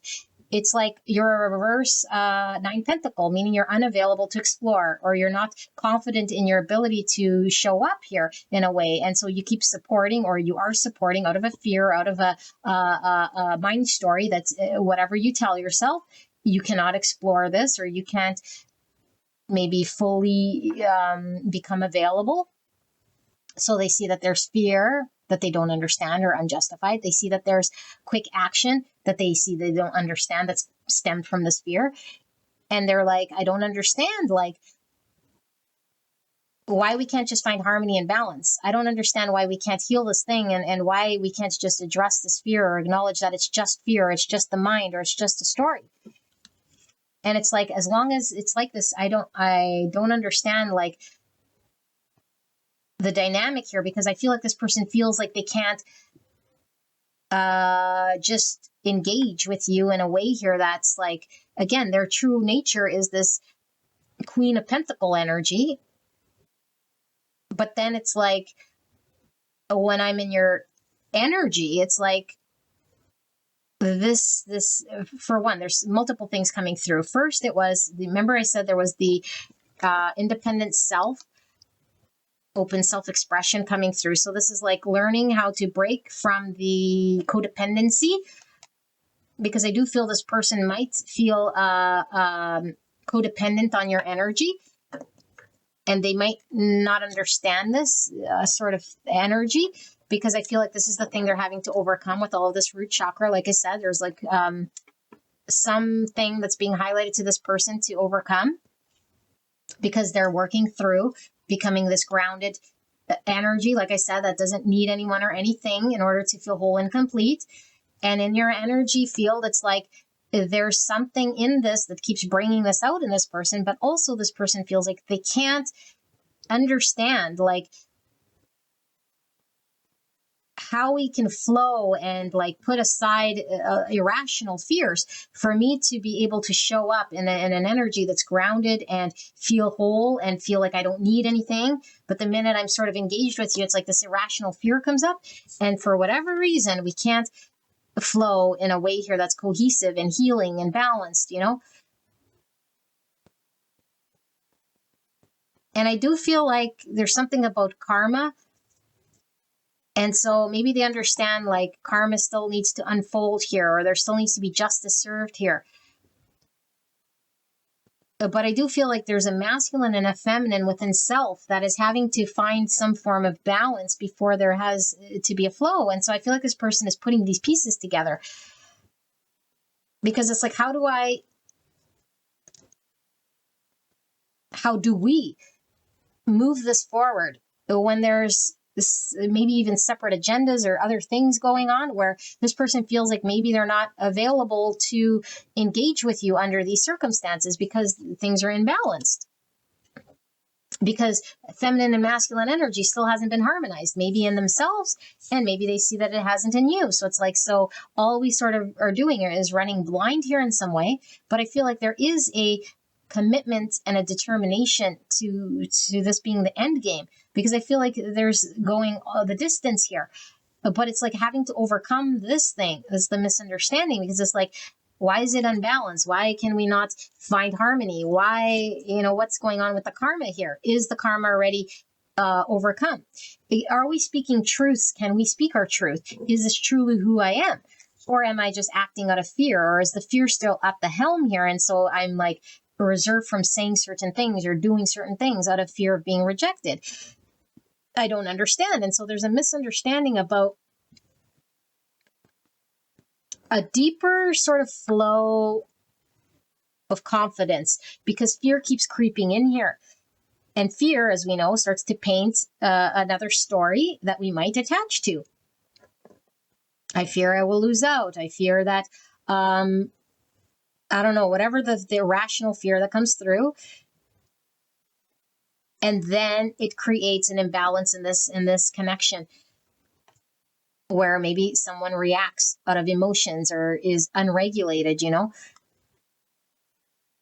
it's like, how do we harmonize? How do we come together with our differences, with our understandings, with our beliefs, and still be independent, but still be one? Like, this is so confusing, I feel like this person also feels like maybe there's certain things that they don't know, like whether you're telling them out of fear or whether it's true self-expression.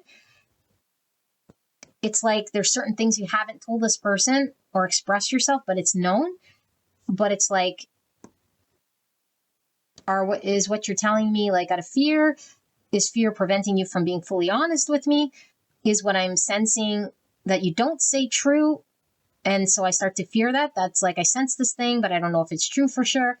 And so there's a big question mark around that. Again, the intuition, the being confident in what it is that I feel. And then having this need to understand one's own codependent in nature.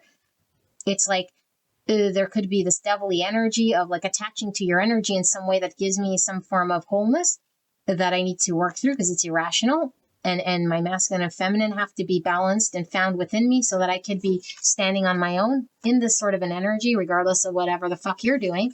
However, I don't feel like that at all times. And I feel it's causing an irregularity in this connection or an imbalance in this connection. And then I kind of run with that. And so I feel like there's mirroring because now I just flipped it. What you're doing is what they're kind of doing. There's fear on both sides here. Oh my gosh, you guys, lovers. Okay, it says love, Gemini energy. So what is this? Am I choosing love or am I choosing fear? And this is the twin flame. I really feel I'm reading for a twin flame here, okay? We are one and the same. And you're my reason for motivation. Okay, you're my drive, you're my flame, you're my fire, you're my life force energy. And this is difficult because it's like, how can another be my life force energy? I must be my own life force energy.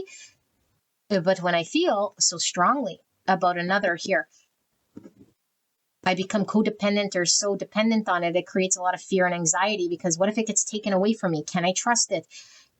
What if it doesn't work out? Abandonment. What if I start to do things here that sells myself just to upkeep this connection, even when you might be unruly or you might be disappointing or you might be living in your Hierophant and being honest with your Hierophant to yourself. Meanwhile, I see through your Hierophant and it's an untruth. How do I stay true to myself without selling myself with all this love and with all this fire and seeing a great truth here? Okay, it's like, do I give into the fear or do I regulate a balanced love? And how do I regulate a balanced love? If I don't know how to regulate a balanced love, then I keep going back into the fear and then we can't be united. And so this is all about alchemy, balance. I feel there's a karmic lesson of sorts of balancing, healing, masculine, feminine energy, finding union within self, choosing love, not fear, overcoming all of these irrational fears, going the distance, getting ourselves there, finding our true independent self and self-worth and wholeness, getting grounded in the 3D, what we feel in the 5D that's faded. There's just so much and I could channel forever and I'm getting very exhausted. This is your reading. They don't understand how to get to this healthy, balanced union, especially when they don't control the other entity. And so there's fear in trusting, you know. Can I trust you, other candle? And can I even trust myself? Because you're acting like this. And if I go and just trust you blindly, and then what? And then I come up against your fear and your Hierophant and my imbalance and my codependency. How do I manage? How do I find my way? How do I get there? I feel like you guys are determined. And I think both you guys are working through your fears. But I don't know that this person feels like you are working through your fears. I feel this person feels like they're trying to work through their fears as quickly as they can, overcome it for themselves to be peaceful and happy. And I don't think this person is doing this in order for them to attain you. Because I think this is what this person is trying to overcome, not needing you. But it's like, that's how I choose love. And that's kind of how I choose you, because by choosing myself, I'm now saying you're okay. You know, you're okay however you are. I accept you however you are. Even if you're in fear, you could be that way. And acceptance just means I recognize it, but I'm confident in my own energy without feeling the need to attach, cling, and then have this anxiety. I feel this person is really focused on this sort of mindset to get them out of this anxiety, because I feel like there is an attachment to this connection. All right. Yeah, self-expression, the Page of Wands. So, beautiful angel, this is your reading. I hope this helped you. This feels like a very intense, beautiful, destined love connection that has a lot of karmic lessons and a lot of growth. Okay, and I do feel this was flipped, but take what resonates, and I will see you at the next one. Bye-bye.